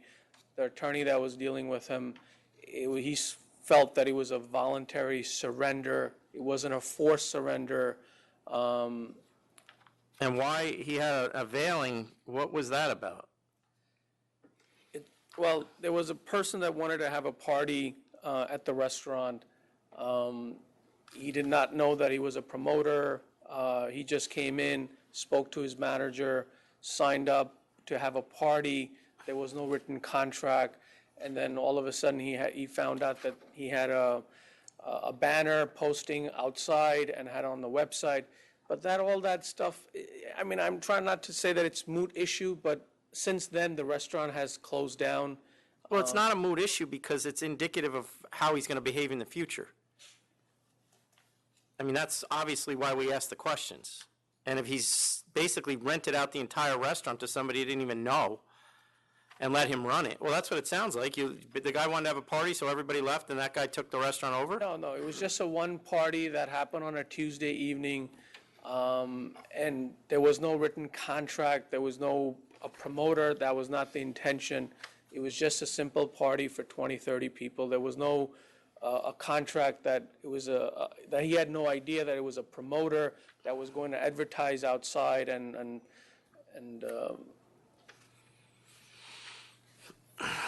at this point, this location is just it's a beer and wine. It's not even a liquor.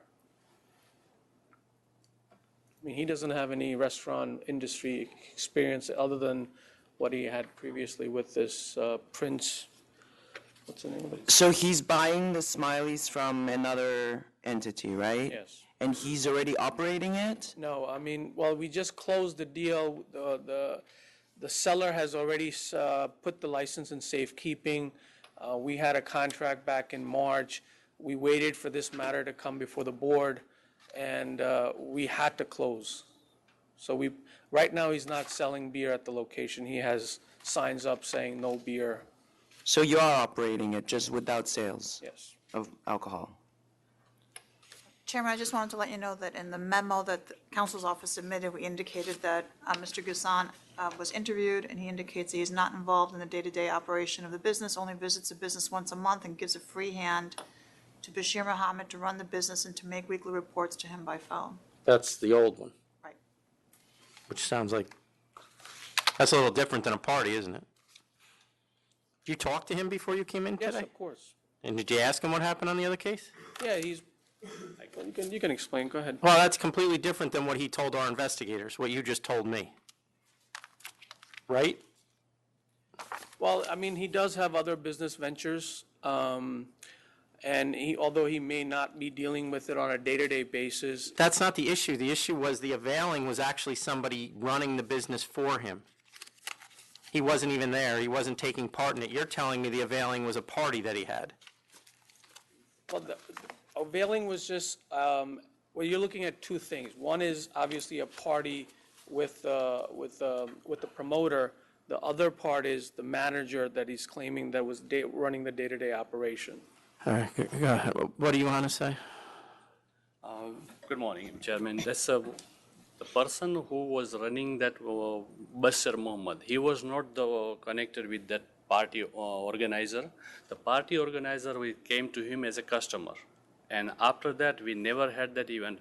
And secondly, I did not have that experience in a restaurant business. I have to depend on the chef and cook. The Bashir Mohammed is a manager plus the chef himself had the knowledge of the restaurant. Okay. But this particular business, I understands well. I had back home the grocery store, so I have run and I'm doing my own.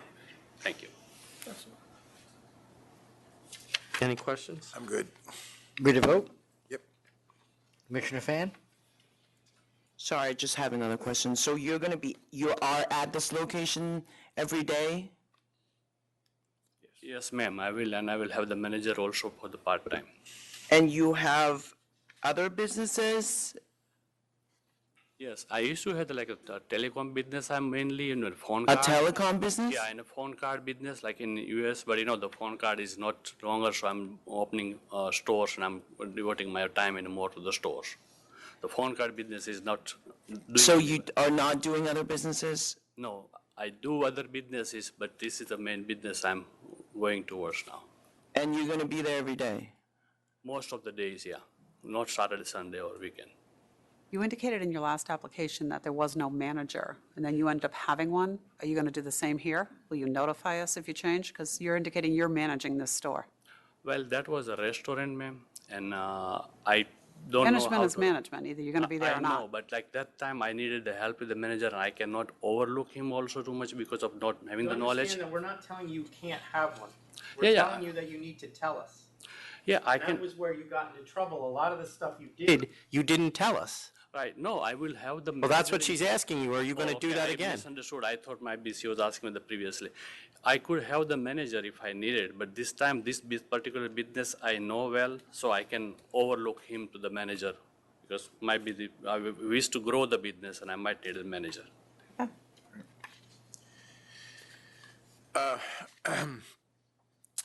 I'm going to give you the benefit of the doubt and vote to approve as well. I'm going to trust that Mr. Trivedi will stick with you and make sure you're going down the straight and narrow road, and I will vote to approve as well. You didn't vote yet, did you? I didn't vote, Oh, I'm sorry, I thought you did. but I vote to approve. I vote to approve as well. Good luck. Okay, thank you. Thank you. Next item, 1853, off 179 Street Enterprise, Inc. Apologize, Commissioner Fan, I didn't. Oh, no, don't worry. You took the words out of my mouth. It's fine. That's where I was going.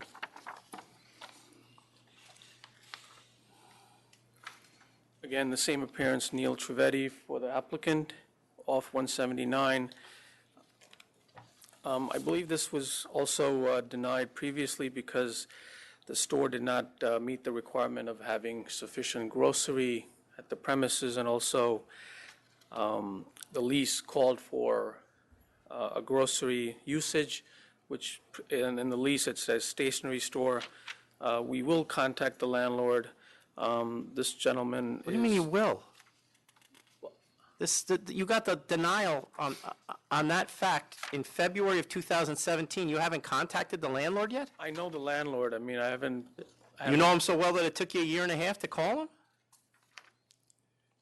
Well, I mean, what do you want us to do here? You got denied because the lease doesn't say that it's a grocery store. But the deficiency letter, it says here that if the photos, signed lease amendment or rider showing groceries, so obviously if I satisfy the deficiency letter, when you provide a conditional approval letter, prior to that, I will get a lease amendment changing the usage from a stationary to a convenience store or grocery store. Licensing had a problem with this regarding, we thought that the pictures were maybe Yeah, I saw the carefully pictures, skewed. but I just don't know why you wouldn't So fix what's- everything. Because it is a smoke shop. We didn't see any pictures of the smoke shop. They are going to check this. Yes. And when they go in and check it, if it's not like it is in these pictures, we're going to shut it. This gentleman is the applicant? No, he's not the applicant. He's out of town, actually. He's just an employee at the location. Where is he? He's out of town right now. Yeah, we heard that. Where? He's in Arkansas. Arkansas? Arkansas? Arkansas. Does he have, does he have stores down in Arkansas? Yeah, he's got. How many? He's got a gas station. How long does he stay down there? He just like a couple of weeks. Couple of weeks? This guy's not even have it. here. We don't have it listed. He didn't think this was important enough to come back? I mean, what's going on down there? Or to even tell us that he had those businesses? Is it licensed to sell beer? At this location? No, in Arkansas. I'm not sure how, in Arkansas, whether or not the gas station is. Yeah, they might have a licensed beer. It's a gas station and the convenience store.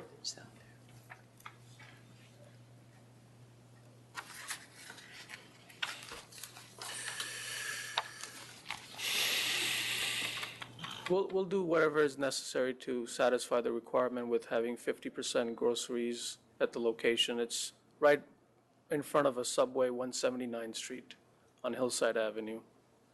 You guys have any more questions? No. No. Go ahead. Commissioner Fan? I'm going to vote to deny. Commissioner Ford? I'm going to vote to deny as well. Couldn't even show up for it, so I'm going to vote to deny. And I'm going to vote to deny then. Okay. Thank you. Thank you. next item, 1765, AK Petroleum, Inc. Licensing received a withdrawal on this application at 10:30 this morning. Okay. Okay. So bag it, throw it away? Done. Next item, 1856, Fuji Hibachi, Inc. Anybody? Oh, this is the one, someone signed in for this. Are they outside? Is Mr. Wang here? All right, let's put that to the side for a second. 1798, Hwang Jae, Inc.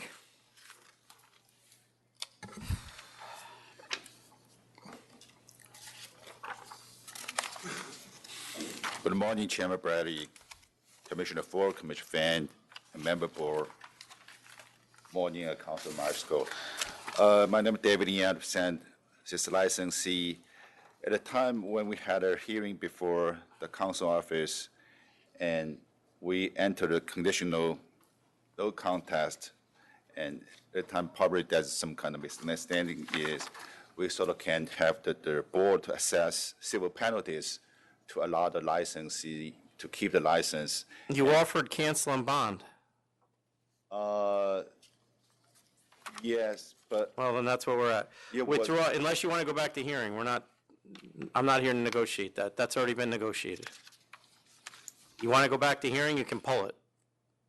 How about a second call, let me speak to the licensee. Okay. Chairman Bray, what happened is because Mr. Ling has their mother, 93 years old, and in past couple years, he managed a restaurant, only occasionally he The went. stuff that went on here, I don't really care what his problems are personally. We have prostitution, we have controlled substances. That's not gonna, the best you're gonna do is cancel and bond. Chairman So Bray, if you want a second call to talk to him about it, go ahead, but we're not gonna go beyond, we're not going lower than cancel and bond. But Chairman Bray, the I court just- case, it's already. There's nothing else to talk about. If you want a second call to talk to him about it, go take it. Otherwise, move forward, one or the other. Okay. You offered cancel and bond. I'm not here to negotiate with you. That was done with Ms. Marsico. Do you need to go talk to him? Yeah. Okay. All right.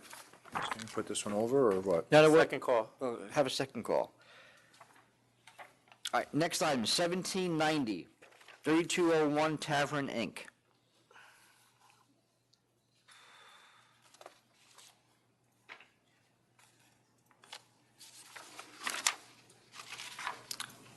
Anybody? Okay. So why don't, does anyone disagree with this offer?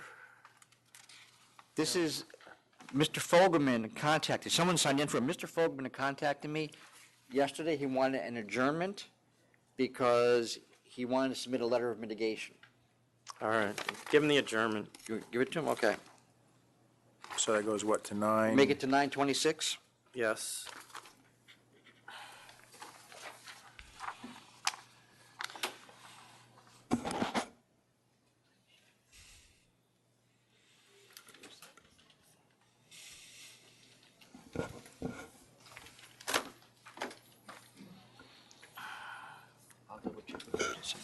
Next item is 1803, PetNat LLC.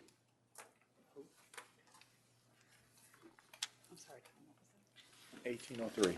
1803. Good afternoon. Joseph Levy here on behalf of the applicant. I have with me the principal of the application. The request before you is for reconsideration for a new wine and spirit store that was heard at this board in June. The chairman approved, Commissioner Ford denied. We're bringing it back because there appeared to be a bit of confusion, excuse me, about the application itself, where it was and what it was. The application before you is a new wine and spirit store that is to be located within the Market Line portion of the Essex Crossing development project. The wrinkle here and why there was perhaps some confusion was that this store will be managed by a Michelin-starred chef who has 3 licenses and 3 restaurants in the neighborhood, who had very recently, just a few months before this last hearing, applied for his own liquor store in the neighborhood a few blocks away, which was disapproved, also denied, split vote. And this kind of fortuitous timing allowed him an opportunity to get involved with this particular venture, and also afforded him the opportunity to take a wine bar space within the Market Line that will actually work in concert with the wine store. So this was a new application last time, not a reconsideration of the prior application. And again, the Essex Crossing project, I imagine you all have received my papers and read them. This is a massive, massive project, one that I mentioned shouldn't really be looked at as a development project as much as it should be looked at as a new neighborhood completely. What we're talking about is we're talking about a massive, massive underground park, a massive market of 700 feet from front to back, over 1,000 new residential units, commercial spaces, 8 or 9 buildings, over 1 million square feet of space. Since the last time we were here a few months ago, the Target has opened in the complex, and it's doing extraordinarily well. The Trader Joe's is set to open within the next couple of weeks, and this project is truly moving forward with a full head of steam. So they're bringing incredible development here, residential, commercial. From a public convenience and advantage standpoint, we truly feel that, you know, just kind of drilling down and explaining what this project was, because perhaps that was lost last time, was important to make sure we understood that this was not a reconsideration of a former application. It was an original one, and the store is going to operate in a completely unique way. No other store in the neighborhood can possibly suggest that they are operating in concert with a restaurant or on-premise concept, which this one can. So it's going to be a unique offering to patrons, to visitors, and this particular development project is going to attract an unbelievable amount of people, residents as well as tourists. You guys are the developers on the project? That is correct. So what experience do you have in liquor stores? That's why we're bringing in the partners, the Michelin-starred chef. They have 3 licenses on premises with you guys, so we're bringing them in as our operating. And who's that? It's Jeremiah Stone. Okay. As I had mentioned in my original papers, that agreement was sort of struck after this application was filed, so we didn't have him added, but if, you know, we're fortunate enough to have this approved, we will certainly add him as a co-licensee, but he has He has 2 restaurants in the neighborhood, and then he's going to have And then he's going to have one in this development? Correct. And they're all So very- that's the third one in the development? No, he's got 3 already. This will be the 4th. What are the 3? It's Contro, Wild Air, and Una Pizza Napolitano. Oh, opened right, okay. Recently. Yep. So this will be the 4th. They're all very close together. He's got a great operating team. And how close is the wine bar going to be to the liquor store? Next door, within the space. So they will operate as And you're one. selling, I assume, the wines that you can get in the restaurants and the wine bar? Exactly, which is what's going to make it a unique experience. And, you know, the other thing that I'd like to add here is Rohan, who's one of the principals, or is the principal on this application and one of the developers, you know, he's offered to make sure that this is the only lease given to wine and spirits store, because we do feel that one is important within this complex, but we certainly don't want more than one within the complex. And to that point, we're developing this in concert with the new Essex Street Market. They have 40 vendors. They do not have a wine store there. We worked with them on where the wine store would be located. So within these 70 vendors in this one building, this will be the only off-premise liquor. And the whole building, it's the market's completely enclosed, correct? Correct. And in fact, the market line is separate.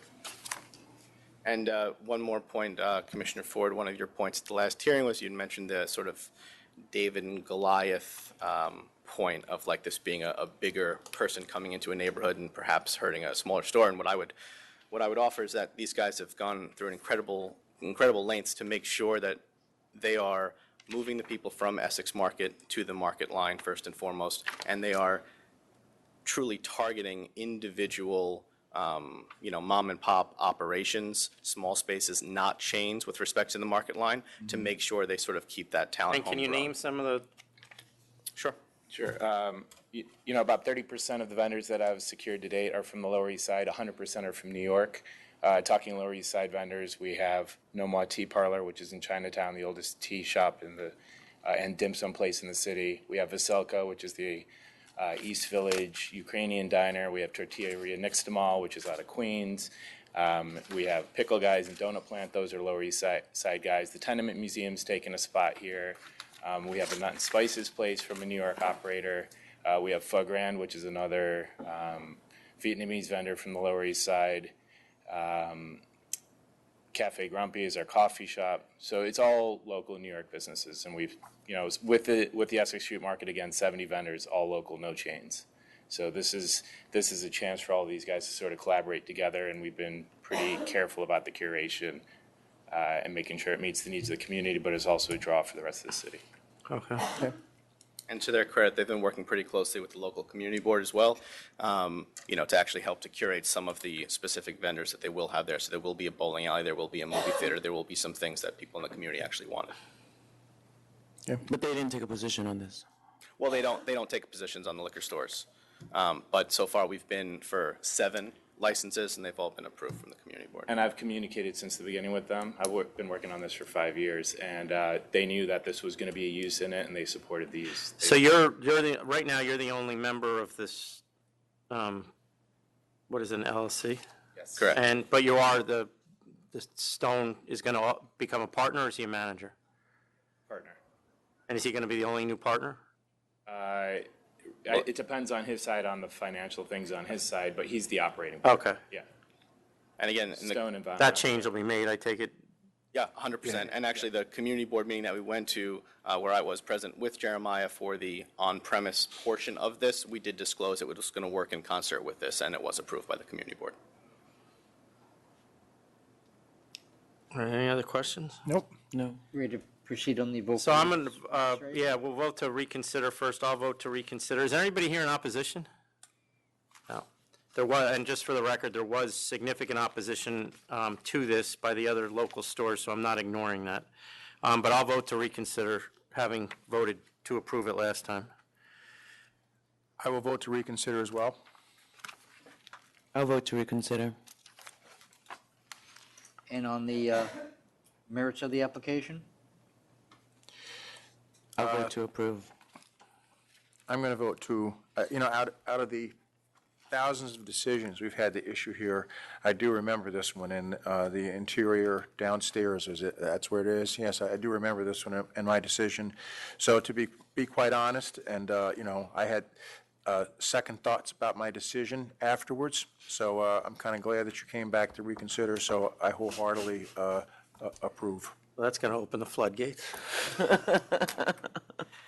I'm going to vote to approve again. I think there is a significant public convenience and advantage for this development to have this type of liquor store, given the other businesses that are there. So good luck. Very excited that something is finally going into that plot of land. So, good luck. All right, I'm going to recall something. Let's try 1856, Fuji Hibachi, Inc. Tom, I'm going to recuse myself on this one. I voted on this when I was a member of the community board. You did? Yes.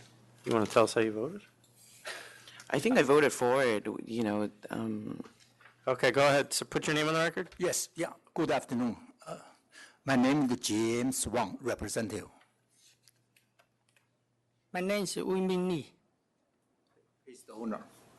Now, so before you get going, does he have any connection to Era Holding Corp? No.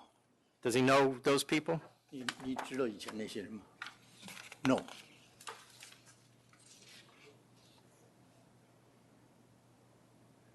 And what are the hours?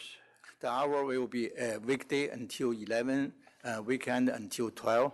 So we've been to the committee board before. They have no objection.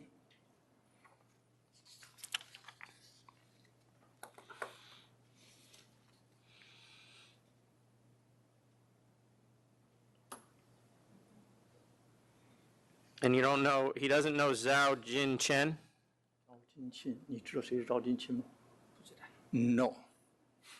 Okay. You operating right now? 你现在开门了吗？现在开门了。 Yes. Yes. And you only want background music, no live music, no... No yeah, only background music, no live music. No. All right, I'll vote to approve on those hours. Can you repeat the hours, please? Yes, Sunday through Thursday, 11, I'll give them till 12, 11 to 12, and then Friday and Saturday, 11 to 1. And no live music. I'll vote to approve on those same terms as well. Good luck. Thank you. Thanks. Thank you. All right, 1827, RHNY MP F&B LLC. And that covers all the letters in the alphabet.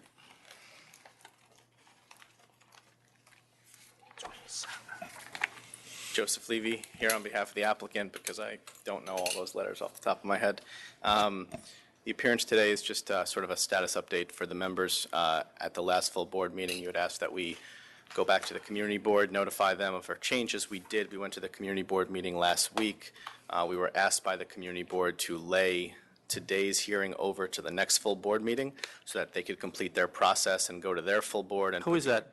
Carter Booth, Community Board 2. 926. So, Is that good? You want 926, right? yeah, 926. They said a meeting Please on the don't make me 20th. carry this pile around anymore. Can you just... You're not even open yet, are you? They are. Party there the other night. They are open, yeah. Correct. You all good with that? Yeah, I'm good. Yep. Thank you. How do you know they had a party? Get around. Big party. Are you folks ready to come back up? All right, we're going to recall 1798.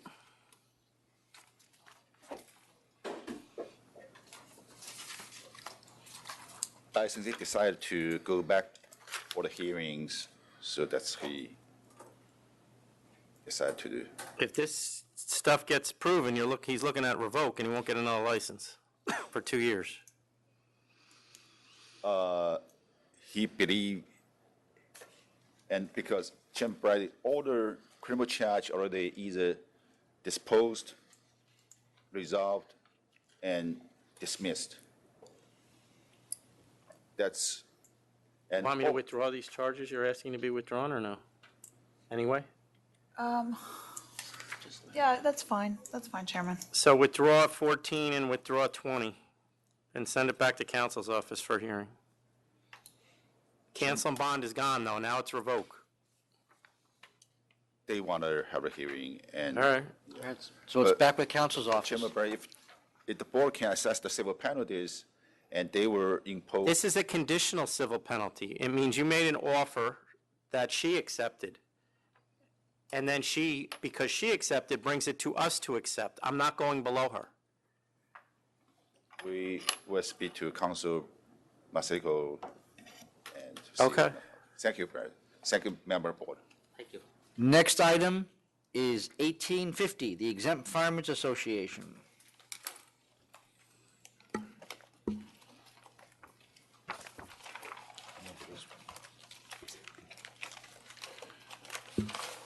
Good afternoon, Mr. Chairman and Commissioners. David Wise on behalf of the Respondent Exempt Firemen's Association.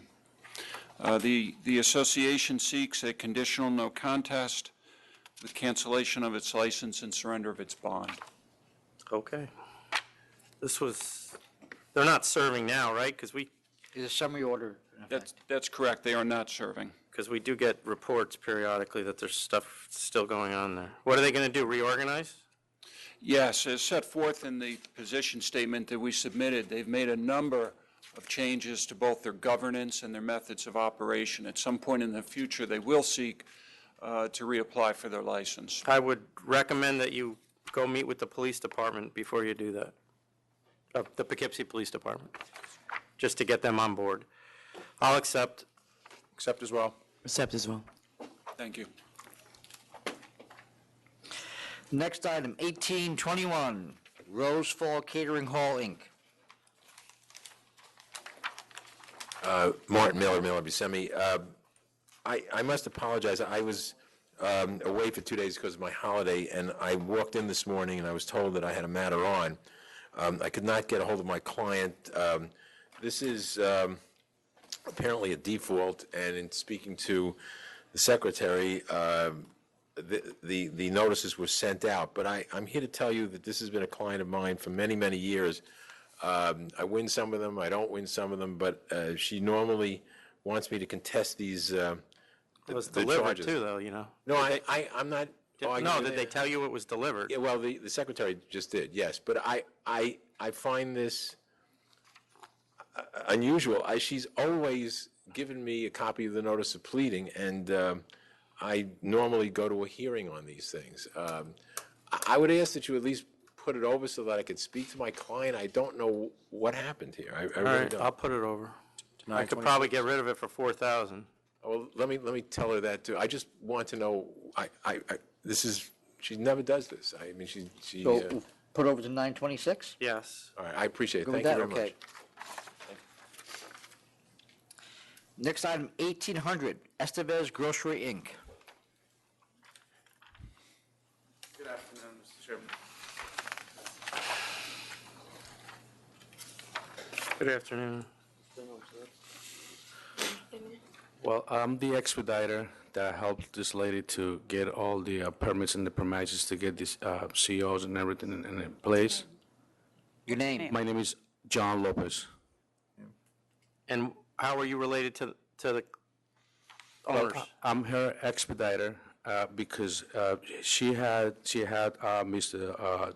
the attorney Luis Rodriguez, that now is, I believe, according to the detectives that are involved in some investigation, he is under investigation too. In couple occasions, Estevez, the owner of the place, went to Mineola and also came here on May 5th, actually May 2nd, 2018, and Luis Rodriguez, the attorney, suggests her not to come in, and also the same thing in Mineola, not to come inside the room. Now, after we spoke with other attorneys, they say he shouldn't do that, but according to the investigation the detectives are making right now, he was in accordance with, Perry, the deputy mayor, and another people, and trying to close the store. Who are you talking about? The deputy mayor and who? Perry. And what does that have to do with her? Well, because what happened is, right now, it was some violations in the store, and which her license was in place, her license was active, so it's it was some summons that was totally No, but do you dismissed. understand that why she's here is because she was using her mother's license? No, absolutely not. Her mother, everything. If I show you, I got. Are you claiming that the attorney did this without her knowing it? 100%. Did what? Sent the plea in. Right. He was, Oh, I see what you're saying. Now, All right, if so you- she did not want to plea to this. right. So you want, did anyone talk to the counsel's office about this? Chairman? I know. Actually, I have a recommendation here from Lisa All right, Berg. hold on. We're Lisa gonna take- Berg. Hold on. Hold on for- Take 2 minutes. Thank you.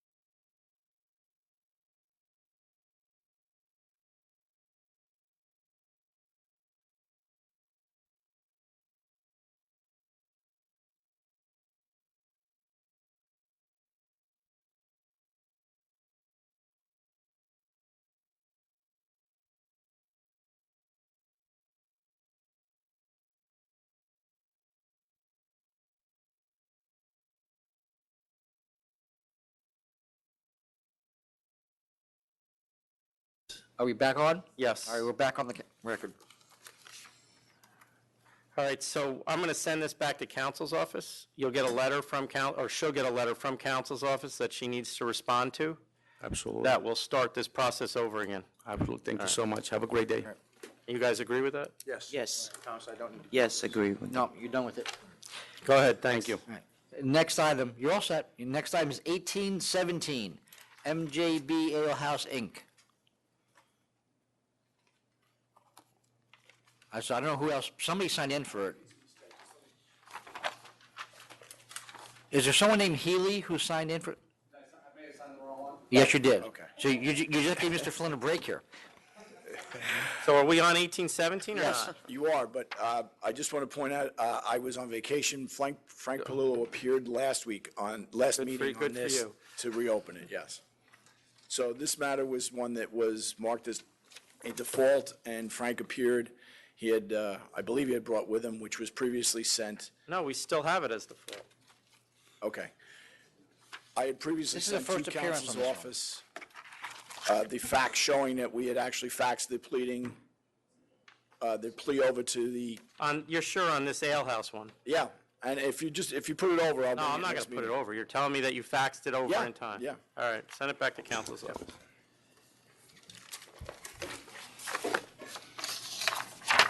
Are we all You set? don't want to try to get rid of it?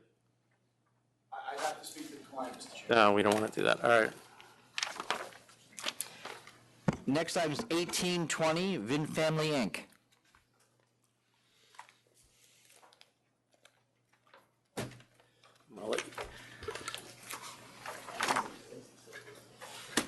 Which one? What number? Sorry, Tom? 1820.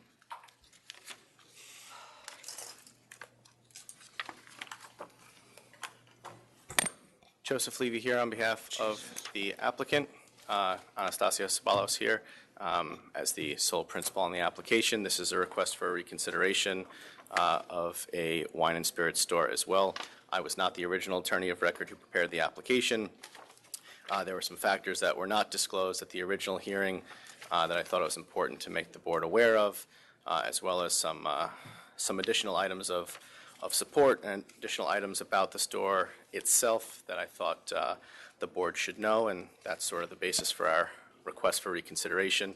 I did send in a few things. One of them was a letter from the co-op board, or the condo board of the building in which they're in, which sort of gave a little bit of a history here. It's a bit confusing, but the summary of it is that the liquor store that was in this space for 30-plus years had overstayed their lease, and these folks were issued a new lease from the landlord. They applied for a new liquor store, a replacement store for the space. While the application was pending, the former licensee in the space had accrued some violations. Those violations caused their application to be disapproved. They then refiled The individual who was there looked to remove his license to a new space. They were on the same calendar. He was approved for his removal. They were disapproved for being a replacement store in that space. So How far do you move? You only move 900 feet. 900 feet? So that he did move up to, what is it, Rivington or Ludlow that he's on. What wasn't really articulated last time was the fact that the location of this particular store, that there has been a store there for so many years, and the reason that this particular location is significant is because there is a whole section of residential complexes to the east and south of that particular store location where there is just absolutely no wine and spirits store at all. And what I'd like to do, I'd like to submit these up because I didn't get them until after Friday, so I couldn't submit them prior. We have letters of support from Margaret Chin and a number of assembly people who know the district. And when you see these names, you'll know that these are not names that you usually see on letters in support of new liquor license I'll applications. take a copy. I've also included a visual outlining the area where there is absolutely no store whatsoever, and how important this store truly is. The removal was sort of north and west of this, leaving sort of nothing to service this whole area. Which is what, Liquors on Allen is the removal, or? It's Seward. Seward, yeah. Is that the one that just got robbed the other day? Correct. That's that one. So again, another point was that that previous store that was here started to devolve into the type of store that people in this neighborhood didn't really feel like was serving them very well, serving the little nip bottles and things like that. What Anastasia has in mind here is to really give this store a facelift, sell a really unique and wide variety of products, and to make them available to all the people in this highlighted section. I should note that Anastasia and her family live within this highlighted section. Also tremendous experience in the hospitality industry. Her husband's been involved in wine in many, many years. And we think that this store would really be a great addition to the community and would serve a community that is currently underserved, as you can see from the diagram. How is the husband involved in wine for many years? Is he? Good morning. He's working for a wine distribution company, Oh, okay. Got it. What one, do you know? Omni Wines. And between the two of them, with her restaurant and hospitality experience and his love of wines, they just sort of, this has been a passion of both of theirs for a long time. You know, she has a brand new little girl at home, and she's, you know, really wants to be, Congratulations. you know, role model, business owner, woman-owned business, and to do it in their own community. It was sort of a special thing for her, and I didn't think that, I very rarely take on reconsideration cases when I don't do the original license. Just because you have two today? Yeah. It Well, may no, that one become was, your business. that last one was my license. What I'm saying is I don't usually do reconsiderations when I don't do the original application.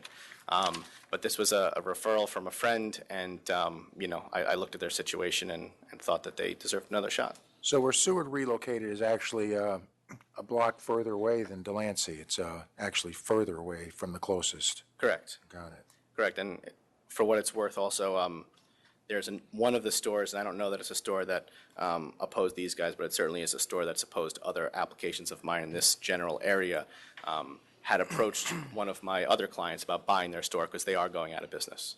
Who? It's the September Wines, which is, again, north of here, I mean, not so involved. They may be selling, is what you're saying. But they may be selling or going out of business, for what that's worth. So what's this store gonna look like, as far as product mix and? It's going to be a boutique feel store with 90% wine, a lot of organic, biodynamic, small production, with New York State growers as well.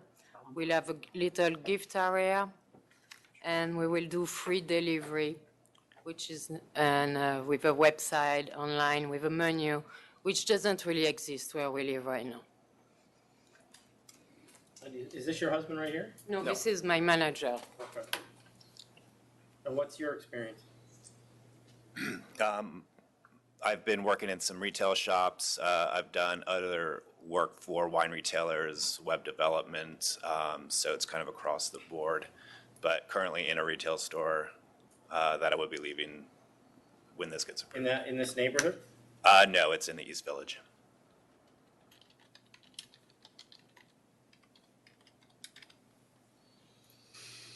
Anything? Chairman, I'm just checking one thing. I don't see anything from the Secretary's office notifying the people who appear in opposition. I think you actually requested an adjournment of this, Correct, right? I did. And I said no because we had notified the opposition, and I'm not seeing the email in here to the opposition.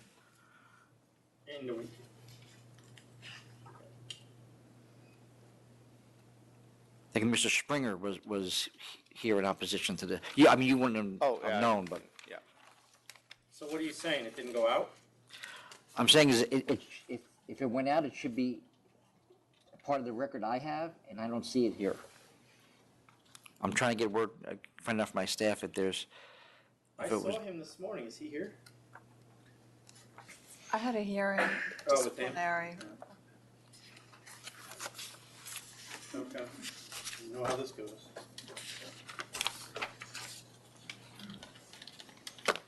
You're gonna be here next week anyway, Mr. Levy. You don't need to bring them back and. Okay, And I apologize, Mr. Levy, because I thought they had been notified. okay, no problem. So, on not- Okay. so over to 926 then for the opposition? Yep. Okay, thank you. The suspense continues.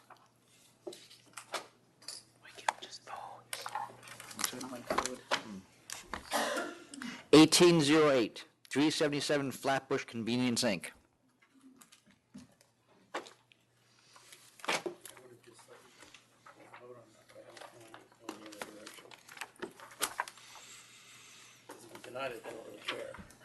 Right. Good afternoon, everybody. This is Dulat Radu Batija, the contact person.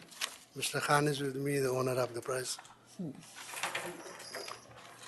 The temporary application was disapproved, and we got based on the lease that it says bar, but we have amended the lease from the landlord. It's You amended lease, Jackie? I'll look that up. Well, so you have an amended lease now? Yes. All right, I'll grant the reconsideration. Send it back to licensing. Commissioner Fan? Yes, I agree as well. And Did Make we have- sure- Do we have a copy of that? Make sure we get a copy of it. I'll take it now. All right, thank you. Thank you. Next item I have is 1839. It's 211 Mamaroneck Ave Restaurant LLC. 1839. I was going down, wow. Anybody here for that? Okay. Might be Mr. Levy's case. He was, No, it's, No? oh, wait, I don't know. No, It's a it was a- hearing. all right, let me hold that. 1810 Minnesota Long Beach LLC.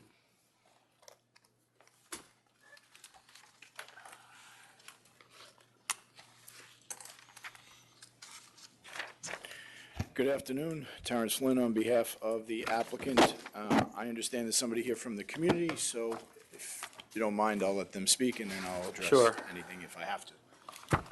Thanks. I learned my lesson, sign in earlier and sign under the right number. Good afternoon, Chairman Bradley, Commissioner Fan, and Commissioner Ford. Brendan Healy for the West End Neighbors Civic Association of Long Beach, where I serve as the chairman of the Committee on Standards and Quality of Life. Given the significant amount of information within the record, we want to be here today, number one, to provide some brief context and history, and two, to urge the authority to adopt the agreed-upon conditions between the community and Minnesota's. A lot of effort went into getting to this point. And number three, answer any questions that you may have. By way of background, I'm not sure how familiar you are with the city of Long Beach, but our neighborhood is located in the West End within the city off the Long Beach Barrier Island on the south shore of Nassau County. The area is primarily residential, covering about 28 streets, 2,100 residences, and it's a one commercial section, which is West B Street. The reason why I point that out is this was formerly a neighborhood with small bungalow houses, and now we have three-story houses. Ever since Hurricane Sandy, the area was devastated during that point and has really been transformed since then. The residents who live in the West End enjoy a balance of vibrant community with access to the ocean, easy walkable access to restaurants and retail establishments, and the key word here is balance. And the conditions that we propose here with Minnesota's, I think, are one way we achieved or aim to achieve that. As you're aware, there have been many issues with nightlife venues in our community. We are encouraged by the positive dialogue that we've been able to achieve with the new management and urge them to focus on taking meaningful steps to abate the noise and vibrations and other conditions that we've called out over the past 2 years. We've also been working very closely with the City of Long Beach Police Department, and senior staff of the SLA. I think we have a meeting coming up in October as well to address some additional concerns. With that, I'm happy to answer any questions regarding what may be in the file today. So I understand that we, or the representatives from our agency have a meeting, I don't think it's scheduled yet, with you folks. That's correct. But, and obviously, we take all comment on all licenses from the community, but I don't know whether you guys understand, meaning your group, that my understanding of your group is you're not appointed by the town, you're not part of the municipality. That is correct, and we're working with the city to have them adopt a framework where they. That's what I was going to say, because while this is not a 500-foot law case, the next one may be, and we are required to take the community board or the municipality's recommendations into our decision. We're not required to take yours. Sure, absolutely. Doesn't mean we won't, but we're not required to, so it's obviously a better position if you do make yourself part of the municipality. Yeah, and that's what we've been working on. The challenge has been the City of Long Beach has taken no position through zoning, and we're working very closely with the city manager, corporation counsel, and with the senior staff to hopefully develop that framework into the city so we can provide, a benefit, frankly, for the residents and even for applicants. So everybody knows the rules of the road, they know what to expect, and it's a consistent process. We've already done a few things where 30-day notifications are now posted, and they're accessible to the community and the civic associations as well. So it's a bit of a process. We're working on it. We're getting there. And it's where we are. All right. Let me just hear from Mr. Flynn. We may have questions after that. Just briefly, this is not a 500-foot hearing. This was a transfer of an existing application which had 4 a.m. hours. You'll see that the applicant has agreed to the conditions that the community wanted, and they are on board with making those conditions of this license. So they've taken a great many steps. They've operated under the temporary permit these few months without any problems. They've worked with the community, responded to the community. This is an application which. You guys come up. You're the licensees, right? Yeah. It looked like the opposition over there. You get along so. Go ahead. We'll answer any questions you have. So you guys have a lot of licenses, huh? How many do you have now? I have, this is a third for me. One that you see there is probably Andrew DeBorkin. He's got a number of them. This is the first for me. And who's going to run this place? I'm day-to-day right now. Is that going to continue, or you're? Well, I mean, so you're fine with the stipulations? And you're fine with what's going on now, or is there anything you need to fix now? Because now is the time to say it. No, we are. We just, again, urging the management to abate the noise conditions that we have. As long as they can agree to that, I think we're in a good spot. All right. You guys have any questions? Nope. I just want to say, Mr. Healy, thank you for showing up and for your service to your community. I do realize it's a lot of time when you volunteer on these things, and good for you guys to, negotiate or attend to their needs, because that's what we want is the community and the business licensees to talk to each other and have a good rapport and leave us out of it. So, Mr. Flynn, you guys signed this? We did. A copy was sent to. No, I don't need it. I'm just wondering. You signed it? Yeah, absolutely. Yes. All right. Yeah. All right, Jackie, you have a copy of all that? Oh, I got it. I just All don't right. know how much I'm going to vote to real estate I approve with have on all it. of the stipulations that they all agreed to. Okay. I got it. I just got to figure out. I how to agree put with it the on my chairman. license. I love it when you make our job easy. Yeah, I approve. that doesn't happen a lot.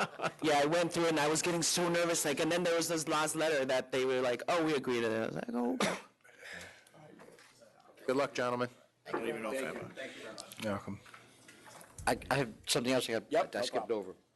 1839, 211 Mamaroneck Ave Restaurant LLC. Do you do this hearing? No. Who did? Well, here's the thing, nobody did. Joseph Levy here on behalf. It was a pro se, I think. I think a client Yeah, representative. correct. So Joseph Levy here on behalf of the licensee. This is a disciplinary matter.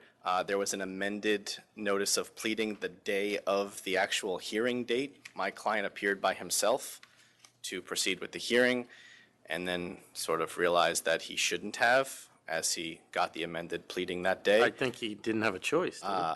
Well, no. Well, we put in a CNC after the fact because there was a miscommunication because the attorney who was originally working on this is no longer with the authority. We put in a CNC, and I believe someone in my office spoke to Ms. Marsico about conditional no contest plea, and then it was then rescinded because none of us had realized What that was this the actually conditional no contest already plea? went to this already went to hearing. Off the top of my head, I don't remember. I can look to see. I can pull it up. I just want to make sure I'm not lower than it. No, I think it is. Let me see if it's scanned in.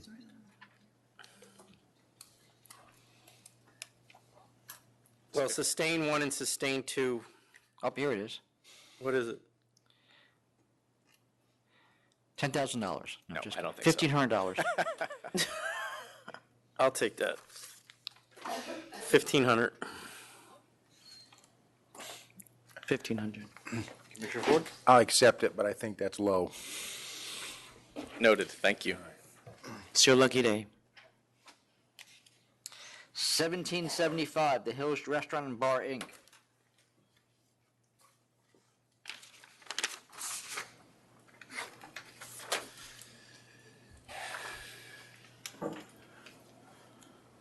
Timothy Alnick for the licensee. With me, Ms. Rodney, principal. So this is a default, and what I just realized this morning when I was texting her is actually my fault. She texted me the pleading on June 13th, and I could show you this. And on that day was a Friday, and I know my assistant resigned that day, and I wound up out the whole next week. I was sick, and I think I was in the doctor's office on Monday, emergency room on Tuesday, and it just was never answered. She's got a history. Yeah. She denies the charges. Well, she's, I mean, and I might listen, but in another situation, but most of the charges she's already done before and acknowledged it. So, but the security guard, she said it's impossible. She said she has a licensed security guard company, and they're all licensed. Why? security Because they guards. tell her they are? She has a contract. She has a contract But with that them. doesn't mean that they're licensed. Right. But based on. And the maximum occupancy thing is. She says she has signs up that says 75. That and she doesn't, you says know, 60. a sign is a sign, but it doesn't really, is somebody counting the people and stopping them? She says Yes, they have. we have a clicker, and we have She's a secure- scanner. security. So you have a capacity of 75 people, and you're telling me that the police were 48 people over?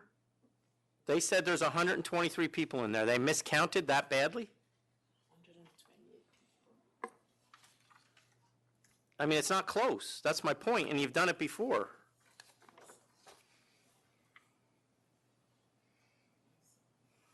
No, I'm not going to send this back, but you're heading, you know, you're going to get by this one probably, and I'm going to let them determine what it is, but the next one is probably over. Because you keep doing the same stuff over and over again, so you're not learning anything. You just want to write checks. Chairman, she's having an issue, obviously, and we're talking, she's gone to the community board, she's gone to a lot of community board meetings, she says she gets along with them well, and they've told her to file a complaint. She's filed a complaint 3 months ago. She's said Complain about what? To whom? Who did you file with? They told me to go into the 67 precinct. Then file a complaint against who? No, to talk to Inspector Cologne. But you don't, see, the stuff that you're being charged with here, you don't need to talk to Inspector Cologne.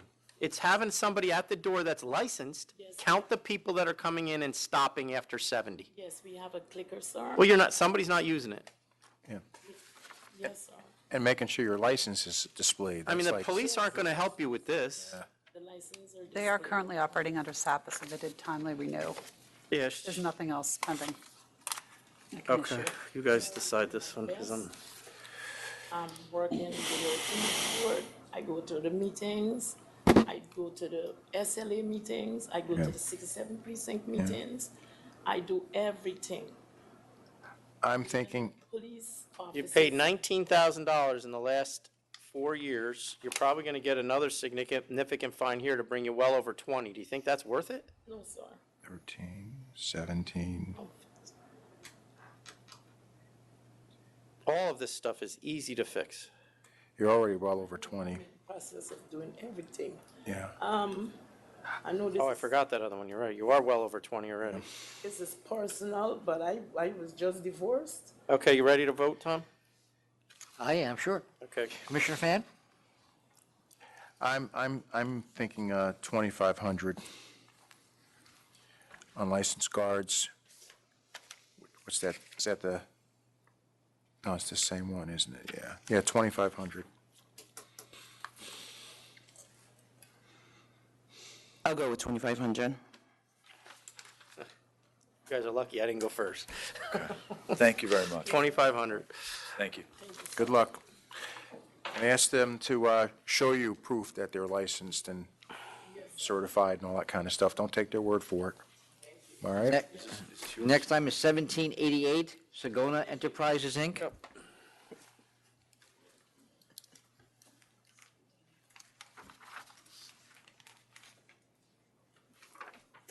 Good afternoon. Aurelia Taveras for the licensee Sagona. Hello.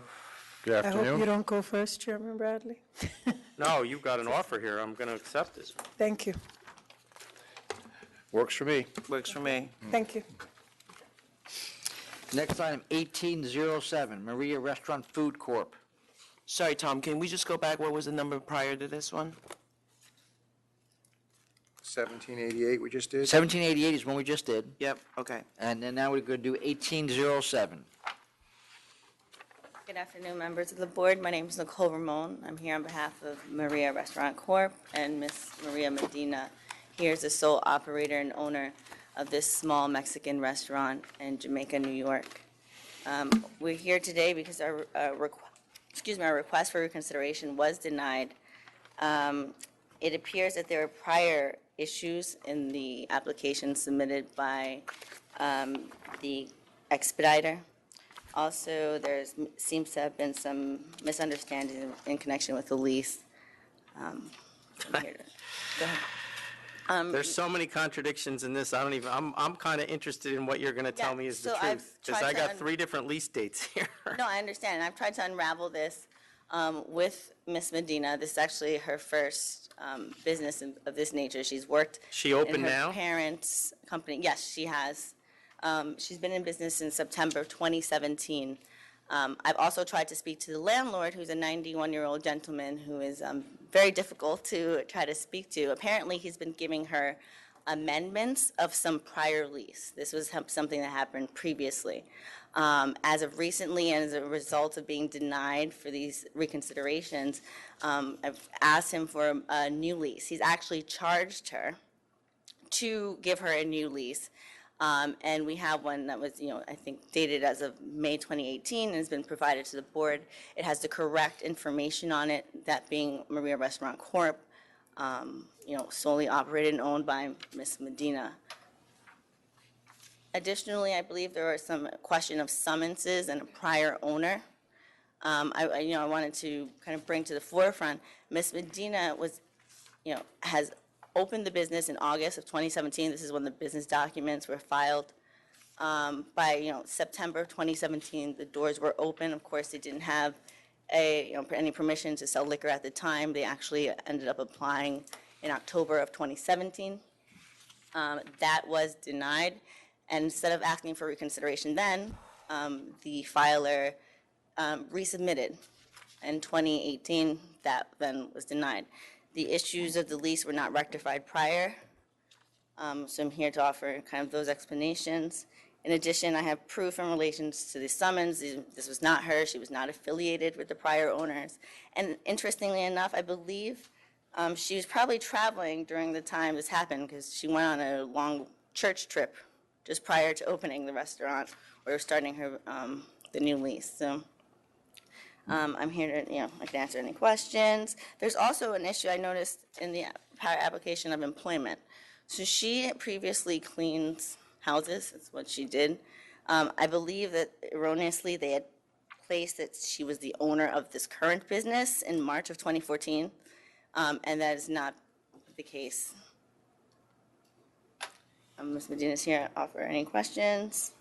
You do have the new lease. In addition, we've provided a personal statement, which Ms. Medina can attest to this, some photographs of her travels.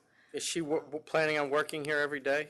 Yes, so this would actually be her life passion. And back in Mexico, her family had a restaurant where she worked when she was very young. She came here, she cleaned houses for many years, got lucky and won a small lottery, and now is kind of putting the last of her savings into this kind of small business. She already spent all the lottery money? Well, she's been saving and kind of stopped working at the previous job now to put it in to this small restaurant where she'll be working, every day. Dollar and a dream. That's been quite a journey for her. Something hopefully that her family now continue to explore, but it is hurting their business not to at least be able to sell wine. It's or hurting beer in our the business area. here that we have to go through this 5 No, times. absolutely, and I apologize for any inconvenience or confusion. And what are her hours? So she'll be operating from 11 a.m. to 1 a.m. She has no intention to stay very late after that. It's primarily going to be, she'll be there all the time, and so the stress will be on her to work those How long many days hours. a week? 7 days a week? ¿Cuántos días? 7 days a week. And the music? The music, it's going to be low recorded music. I've discussed this with her. It's a Mexican restaurant, so she may be interested in having a mariachi guitar player. I've explained to her, and she's agreed there'd be no acoustics, no setup, kind of just a small mariachi, maybe at most 2-piece, probably will go, maybe to sell on the restaurant points and the food.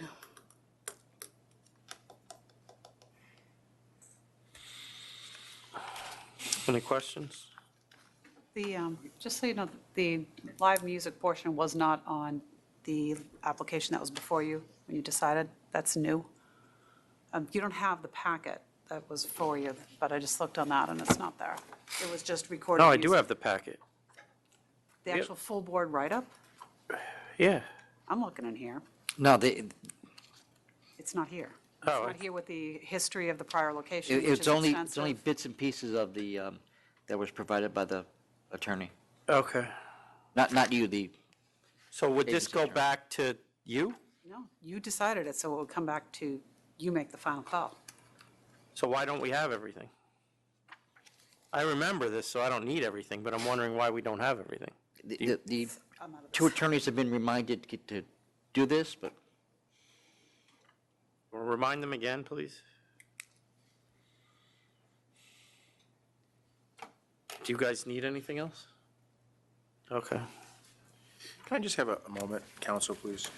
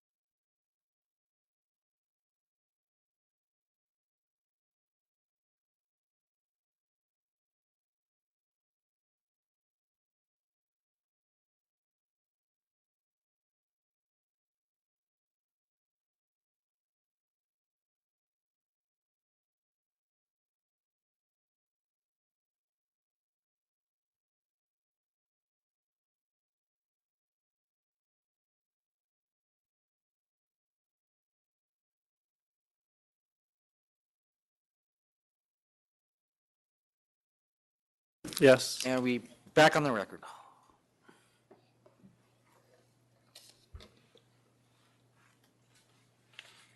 So she now has a lease that is not an amended lease, it's a lease just with her, starting in May of 2018. That is correct. I just had a question. Did she have any affiliation with this premise when it was called Monte Limar Sports Bar? Did she No, work there? And that's why I kind of went through with information that was provided in the decision letter and asked her about the name. She's not familiar with those people. She actually was cleaning up before she took her travels with the church, and was working on this. So how'd she find this place? She's actually was familiar with the area, I believe. ¿Cómo encontraste el lugar El específico? lugar, mi ex esposo vive ahí, entonces Yeah. yo estaba buscando por ese lugar.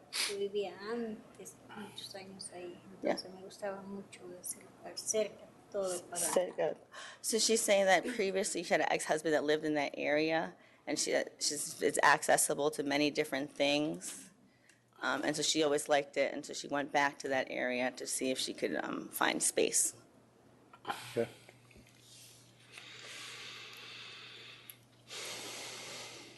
Is she aware of the history that happened at this place before she had it?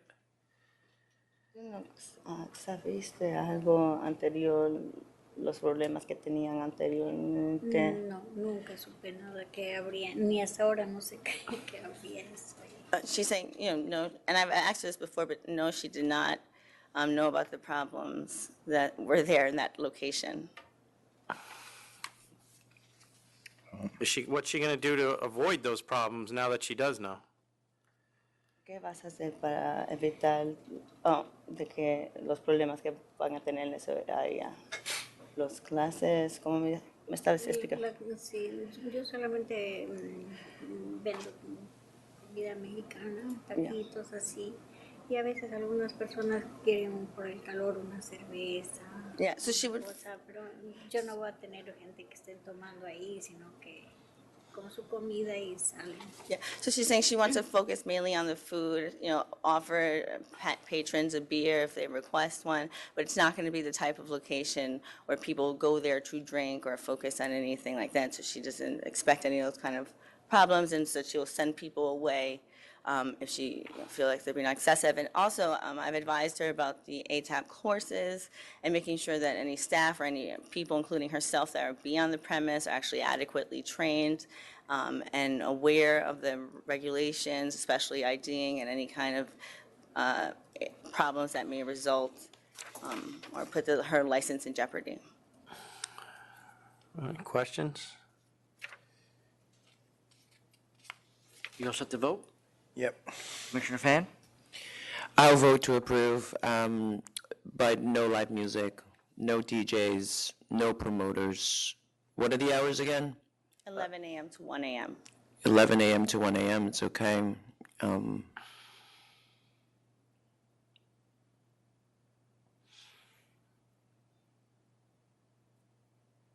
No live music is okay? Yes. No. So no mariachis, ni ninguna persona. She can come back in a year and we can certainly revisit it, but Just I think recorded that's music. probably good. Yeah, so I've just mentioned to her, no mariachis, not even one person with a guitar, and she said that is fine. Okay. I don't have a problem with you having a mariachi player, personally, But the community board had done no objection without live music, and so if they need to do that, they need to go to notify the community board first and come back with that change of method of We operation. do have a thing from the community board? It's in the packet. The Original commu- packet? The original packet. The community board had no objection to the application, but the application did not have live All right, I'll music. vote to approve on the grounds that she's already stated. Same here, then. Good luck. Thank you very much. Next up, 1777, Vinyl Entertainment, Inc. Did I surprise you with that one here? Terrence Flynn on behalf of the licensee. This is an offer of compromise to resolve the charges. Oh, except, does that bit him in the stomach? Yes. Yeah, That's what the police report said. was wondering about Hit him in that. the head with a bottle and bit him in the stomach. I'll accept. I'll accept. Yeah, I'll accept too. 1818, Tuscan Kitchen, Inc. Same appearance. This is marked as a default. However, I can hand up right now the documents that was sent with the fax cover sheet that shows that it was received by the authority. Yeah, I'll But- take that. yeah. Why does this happen to you? Apparently, I've asked a couple of other attorneys, it's happened lately to more than. So why is this happening? Because he still uses fax. I'm kidding with you. Why don't we let them email? Just because we think it's more. Well, it's obviously not working. That is Theoretically, the going reason to, we wanted fax is so that we'd be certain that, support staff would scan it immediately and it couldn't. Well, if you have email, nobody has to scan anything. that's probably going to change it with our new system.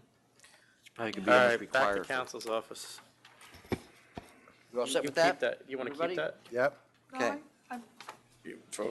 He's good with his word, Mr. Flynn. 1809, Sino US Entertainment, Inc. Same thing happened with Sino. It was actually the same day, so. Is this the same attorney? Yeah, it's me. No, I know. Oh, no, no, it's a different attorney with the authority. This one was a different one, same day. So nobody's taking your faxes. 1809? 1809. So where are they going, Marguerite? Are they just going under the fax machine, or? It's electronic. It goes to. There's a it's big all- bin it goes labeled in- Flynn.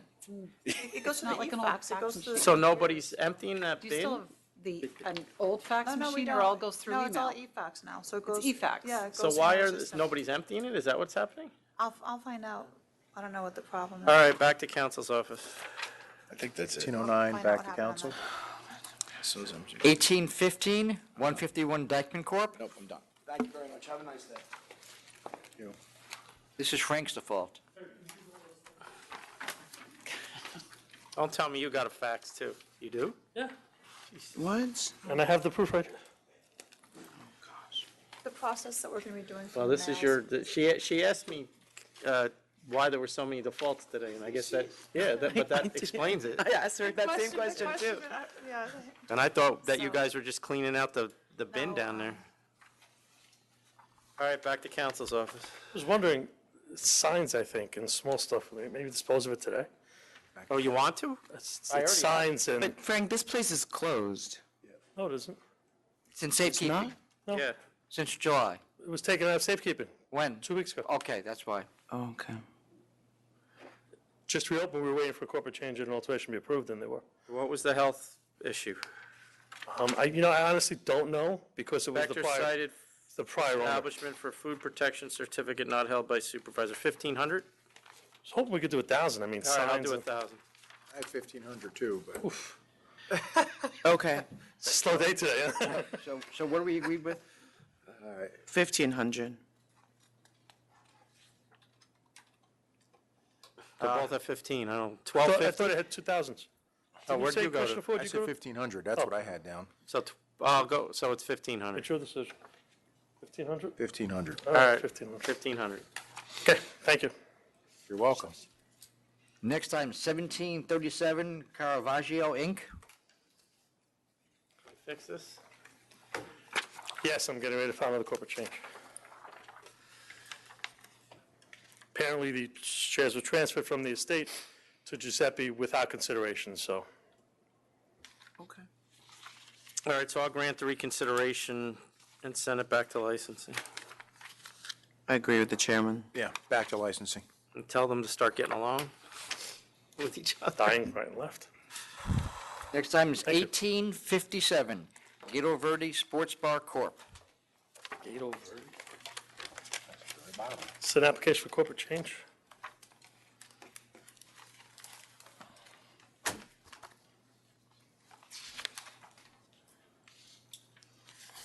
Why wouldn't you guys appear in front of the community board? In truth, I think it was the first week in March, it was a bad snowstorm. That month had a bunch of them, and I called the community board and said, traveling is treacherous. can you please table this to the next month? And they said, no problem. But they didn't, and I didn't follow up, so. I mean, I'm more than willing to meet with them again, or once, truthfully. I'm not sure it's required, I'll do it. It's not, but I'll do it. they I don't clearly think have a problem I with don't it. think an applicant's really required to meet with any community board, truthfully. Any applicant. Even There's on no the- requirement that they do, we do. No, there's not. Right. But it's going to affect whether the community board gives you an approval, so you should. I meant statutory, but Yeah, no, of there course isn't. we do. And I will if you want And to. I know you spend most of your time doing that. I got two tonight. If you want to put this It's up up to them. it's up to I'll you guys. leave it to the other two I'll do anything you commissioners. want. You think you got time to go see him before 9/26? No, but I can do something at the end of the month, end of October. Say I notified them like August 30th, and that didn't make the September calendar. Yeah. So it'll be on the October calendar. I don't mind putting this off to the end of October. What about to the end of October there, Mr. Donahue? 10/24? Okay, 10/24. fine, but- I mean, a lot of it is Okay. because, and it's a, you know that's a tough area for us, not to mention they have some history. Gato Verde? He's got sales to minor. Okay. I wasn't aware of that. But it- in either event, I mean, there's no reason not to. No, they got sales to minor plus some other stuff. I mean, it's not recent, but All right, I'll be happy to meet with them. 1830 LSJC Restaurant Corp.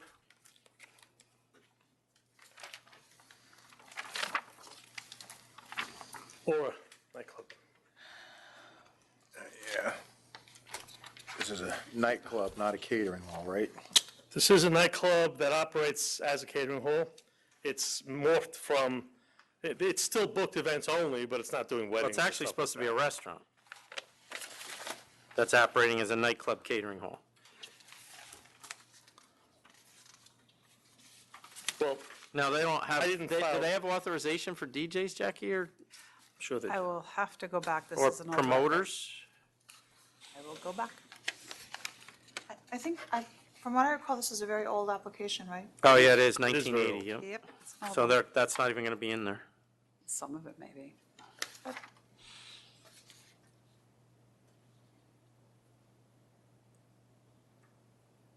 So what were you asking for again?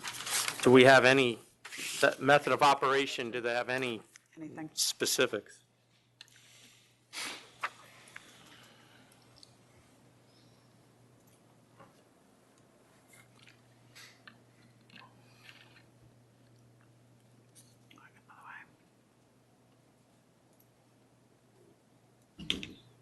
Well, you're checking that. Yep. Are they with you or? Yes. Yes. Okay. So I had nothing else signed in, that's why I was just checking.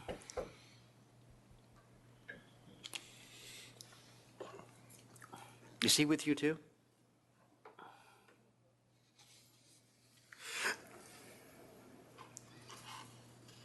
I'll do this.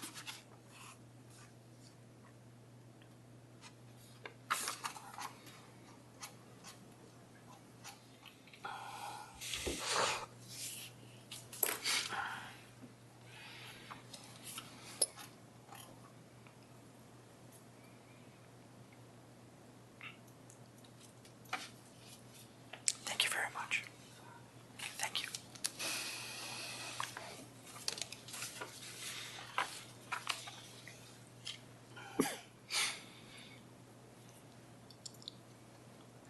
It's going to take a bit.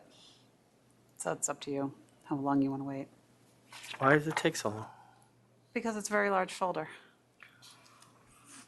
Like 30, 40 years worth of everything in one data dump. You know, Jess, while we're just waiting here, I visited this location a number of times. The address, 1900 Hempstead Turnpike, is largely the parking lot and all the stores in the mall. It's a couple of strip malls, basically, with the restaurant on the very, very corner of it. So a lot of these, I mean, I looked through everything. A lot of them are for stuff at 2 o'clock in the afternoon, 3 o'clock in the afternoon. But what, I mean, the reason I'm looking this up is they're supposed to be a restaurant. I don't know. They call themselves a restaurant, but they're clearly not. And, I mean, they're moving furniture around. They're not serving food from what the police are telling us? Moving furniture is kind of weird because they're all fixed banquettes. I was in there. They're all fixed banquettes around the perimeter of the room. They're saying that other tables and chairs are pushed up against a wall. I don't know how they could do that. Well, their diagram shows they do have tables and chairs. The diagram from? From the application. 552 occupants. I mean, they're going to keep operating the way they're operating? That's the plan? Yes, and if I have to change, file change the method and operation, I will. All right, I'll accept, make them file its change of operation, method of Do I have operation, to? and that has to come to the board, You yeah. can ask me. He's They're not a told me what to restaurant, do. so they have to change their method of operation, and it has to come to the board. Just because they use the name restaurant in the title? The police are saying they're supposed to be a restaurant. They're not even serving any food, it sounds like. I'm sorry. I'm not being argumentative, but most of those cops weren't even born when this application was filed. I get that, but it's clear, I guarantee you that we did not license this as a nightclub, and that's clearly what it is. This was Zachary's before it was Aura. And that was a nightclub. I don't know what it was. It's been licensed since 1980. I was in high school. Yeah, no. And I'm sure, I mean, there have been numerous corporate changes. I'm sure these people. Old disciplinary, there's every renewal that we have possible in this file. It's like 560 pages. You know what? I don't know what you're disagreeing with, because I don't know if I need to file a method of there are operation. DJ events advertised. I know. And they're not allowed to have DJs. So they're either licensed as a bar tavern or as a restaurant. And either way, it's evident they're not serving food. It's clear to me that they're not operating as a restaurant. That's obvious. What makes you think they're licensed as only a bar tavern and not a nightclub? Because they're calling themselves a restaurant. I just don't buy that they're a This is nightclub. 40 years ago. And the police don't believe that they're. Mr. Chairman, this is 40 years ago and potentially 4 corporate Well, then I changes think we since should then. clarify it. You know, Because for the sake they're of gonna the sake keep- of they're gonna keep- argument, they're and gonna no one's going to argue with me in the town, I'll file an application to change the method of operation. I mean, they're going to keep getting these charges. They got focal point of police attention. They got failure to conform to application, false material statements. They're going to keep getting them if that's. if Yeah, they're no, I'll not. file a change in the method of operation. Because what's going to happen is we're going to get complaints and we're going to have to send our guys out. They're going to file the same. I just don't, charges. I would like to be able to go back to the client and say this application 40 years ago was filed as. These people don't know because there were numerous corporate Oh, changes. you can get a copy of it. I don't know what it is either. I haven't seen it. If it says nightclub, then they're fine. I don't think it does, though. I don't know. Cops have said they've been there Chairman, do you- 214 you just want him times. File an application that will conform to what they're doing, regardless. The method of operation. yeah. Generally ask them to notify the community board. I mean, he's going to have to find out what the application said, and then if it needs changing, change it. I'll foil it. I'll foil it.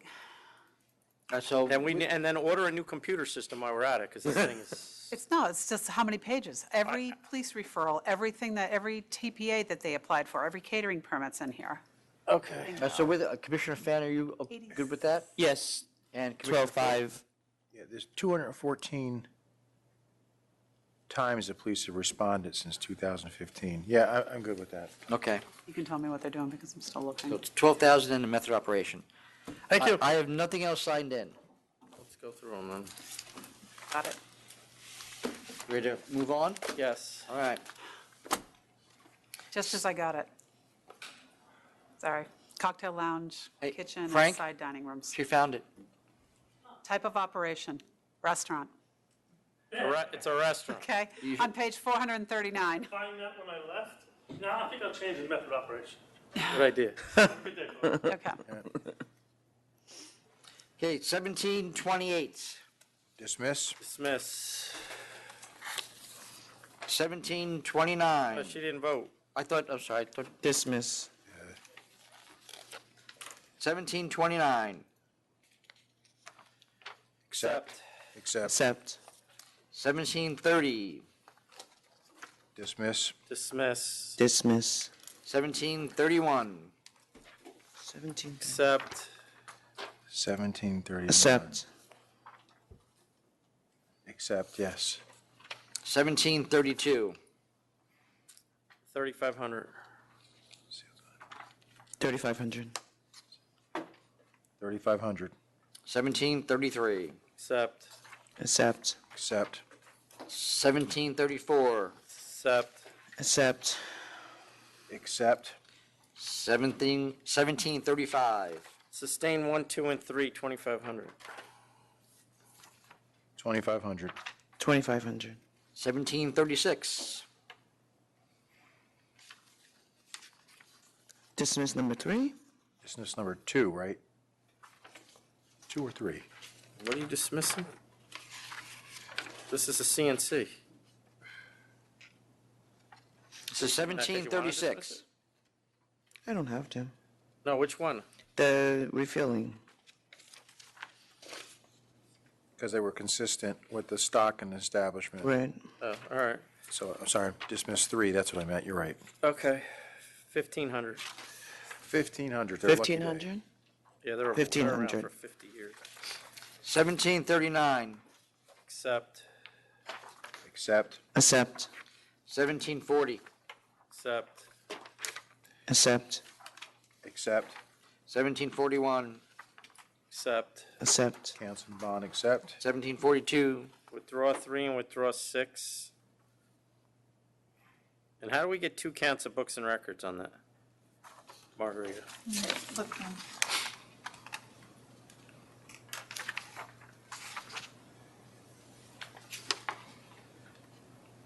Yeah, I'm gonna Records for sales and records for security Yeah, guards. I'm gonna dismiss 4 too. So withdraw 3, dismiss 4, withdraw 6. And I'll accept the offer. Accept. Accepted. 1743. Accept. Accept. Accept. 1744. Accept. Accept. Oh, here's, sorry, shoot. Accept. 1745. I'm gonna cancel and bond. I think this guy's running a counterfeit operation out of here. He's got forged New York State tax stamps in 8 cartons. $60,000 in cash, 3 counterfeit $100 bills. Cancel and bond. Yeah, cancel. It's a counteroffer? Cancel and bond. 1746. Accept. Cigarette sale to a less than 18-year-old. Accept. Accept. 1747. Accept. Accept. Accept. 1748 and 49. Accept. Accept. Accept. 1750. Accept. Third time. Accept. Accept. 1751. 4,000, it's the 6th smoking complaint. 4,000. 6 complaint. 4,000. 1753. Cancel and bond. Cancel and bond. The offer is just Cancel. cancellation. Oh, why? You want to pay? You'd have to ask Mr. Grossman. Yeah, they gotta pay. Cancel and bond. So counteroffer, Counter, cancel and yeah. bond? Yep. The guy he refused to appear, now he thinks we're just gonna let him walk Oh, away. I don't disagree with you. We all set with that? Cancel and bond. 1754. Revoke and bond for this one? 54, do I have 54? Surrendered. Oh, wait. 54? 54. This is a It's solicitor. surrendered. This is the Lucky Beverage. Oh, no, I'm sorry, we're looking. Yeah. This is cancel, right?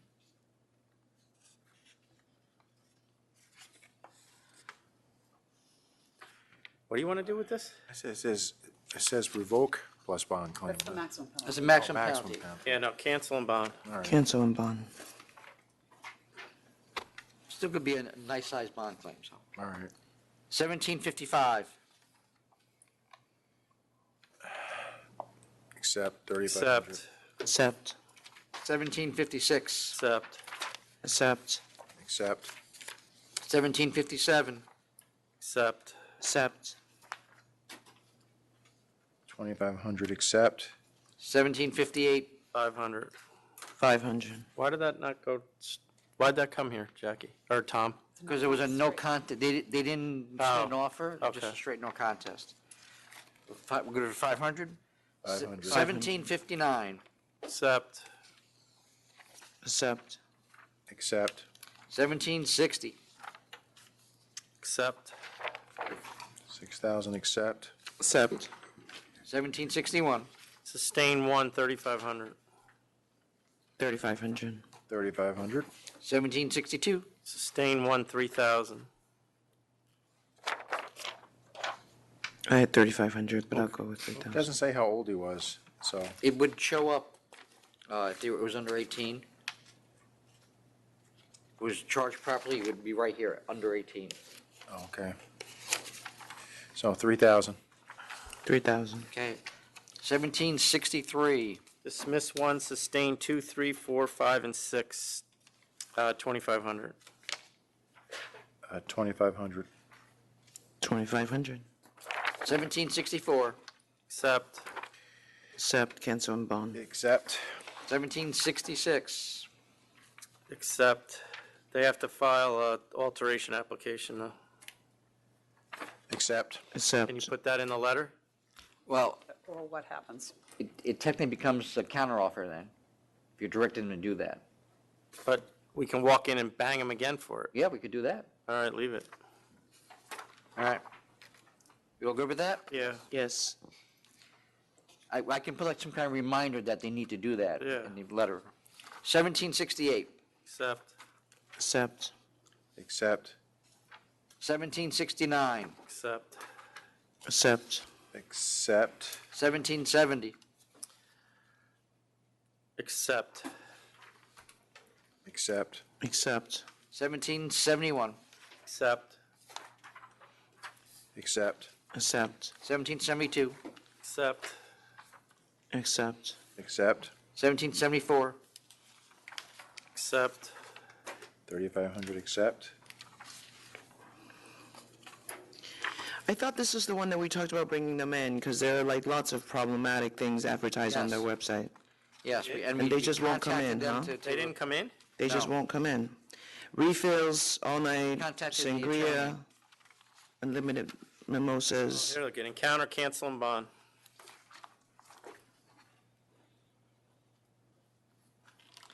Cancel and bond. Cancel and bond counter. Okay. 1776, Cancel and bond. Accept. Accept, cancel and bond. 1778, 79, Approve granting the reconsideration only to collect the 10,000.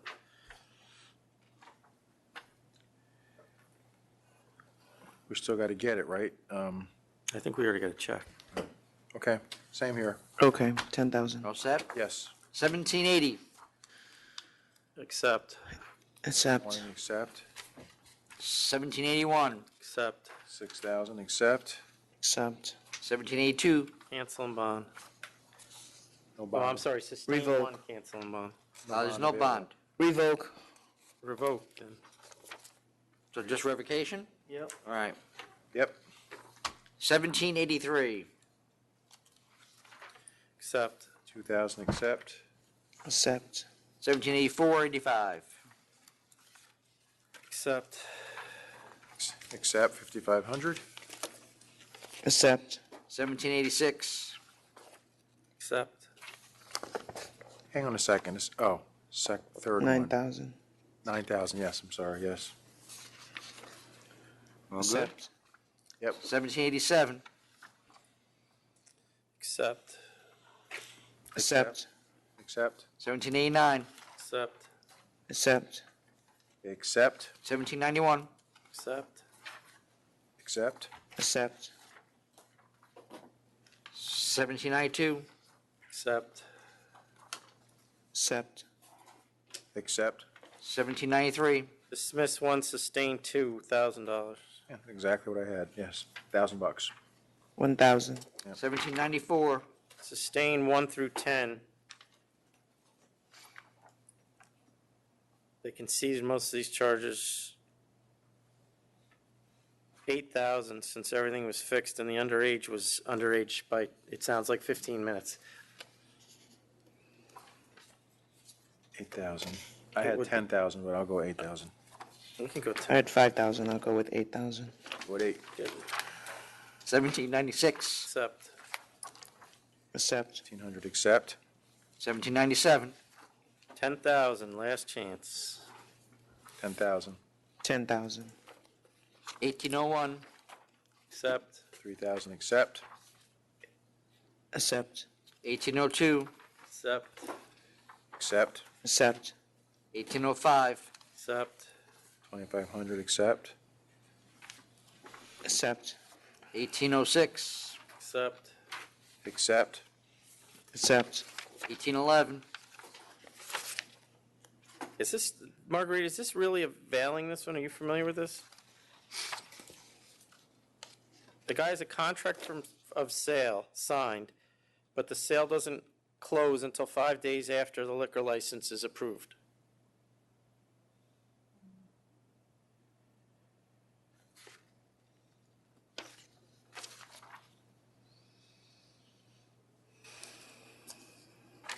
well, They had, the thing is, they were selling, right, they were selling in between that time, right? all the other business certificates are in the name of the availee. Right. He's collecting sales tax, so he's running the business. Does he have a sales tax authority? Yes, he Yeah, does. so Okay. he's running All the right, business. so- You- Well, I'm not going to cancel him for that.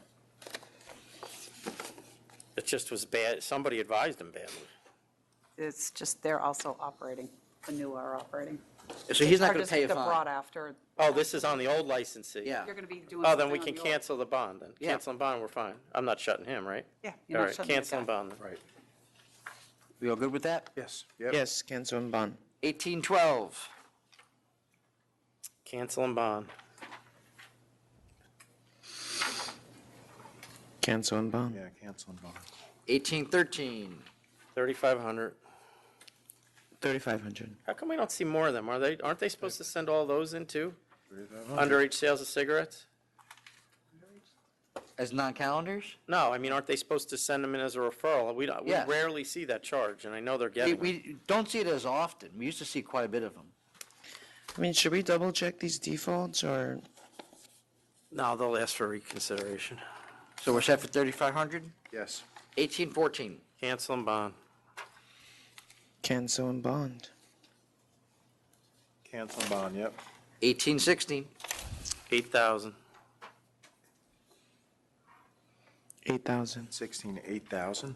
Oh, second time disorderly premises since 1999. It's because of their history. They had another one.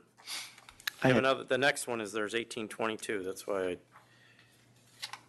1822 happened before, oh no, it didn't happen after. so we, No, it's a sale to minor, it's a second sale to minor, so it's 6 plus 8,000. 1816? 1816, So disorderly. Oh, I'm sorry, I've got the wrong number. That's not 8,000, that's 5,000. 5,000. so we're good with 5,000? 1816? On 1816, 5,000, it's okay. okay. 1819, That one I have 8,000. I had 7,500, but I'm going to go with you. 8,000. 1822, 10,000. 10? That's what I have, 10,000. 10,000 for 1822? Yep. Yes. 1823, Accept. Accept. Accept. 1824, Oh, I'm sorry, 2,500. Good New Year's Eve there, 2,500. 2,500. 1825, Counter at 20. Because of the inspection. 20. we're good with that? Yeah, Not allow inspection to proceed, that's not going to continue. 1826, Accept. They're going out of business too. All right. 6,500 accept. Yep. Accept. 1828, Other one. Cancel and bond. Wouldn't let them look in the safe. Cancel and bond. 1828, cancel and bond. 1831, 3,000. 3,000. 3,000. 3,000. 1832, Accept. Accept. Accept. 1833. Letter of warning. Jackie, why is this under SAPA? It's because the. There's charge- another case? No, well, if you look where they expired, March, or, there was a case pending which had Oh, okay. 16 charges. It was resolved, but Right. it doesn't meet up, so, yeah, we'll issue the license. 1834, and this license has been renewed. Accept. Accept. 2000, accept. 1835. Accept. Accept. Accept. 1836. Accept. 3000, Accept. accept. We get 3 accepts on that Yes. one? Yeah. Yes. 1837.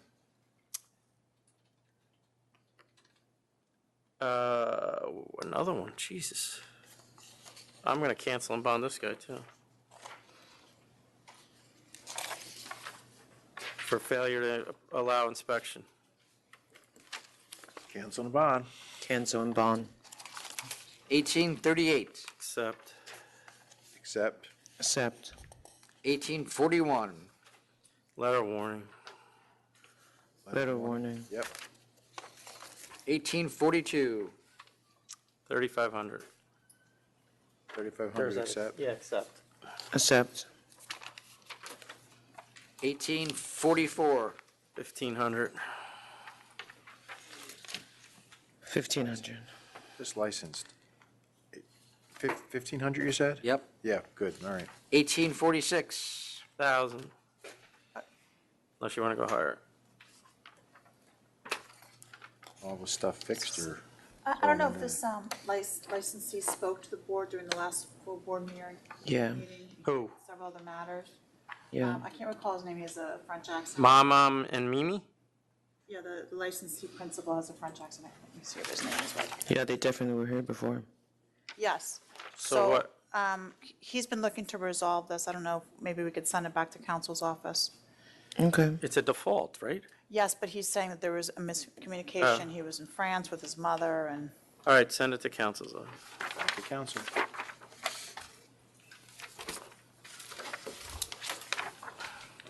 $1847. Sustain 1, 2, 3, 4, and 5. Cancel and bond. Ditto. Cancel and bond. 1848. Sustain 1, 4,000. Because of the history. 4,000. 4,000. 1849. 1,000. This is cancel and bond, right? What do you want? We're on 1849? This is 1849. Solicitor. Oh, right, yep. Cancel and Yeah, cancel bond. and bond. 1851. Second sale, yeah, this is cancel and bond. Cancel and bond. Cancel and bond. That's all I have. You have anything else, Chairman? Thank No, you. we're done. Thank Jonathan, you. we are adjourned.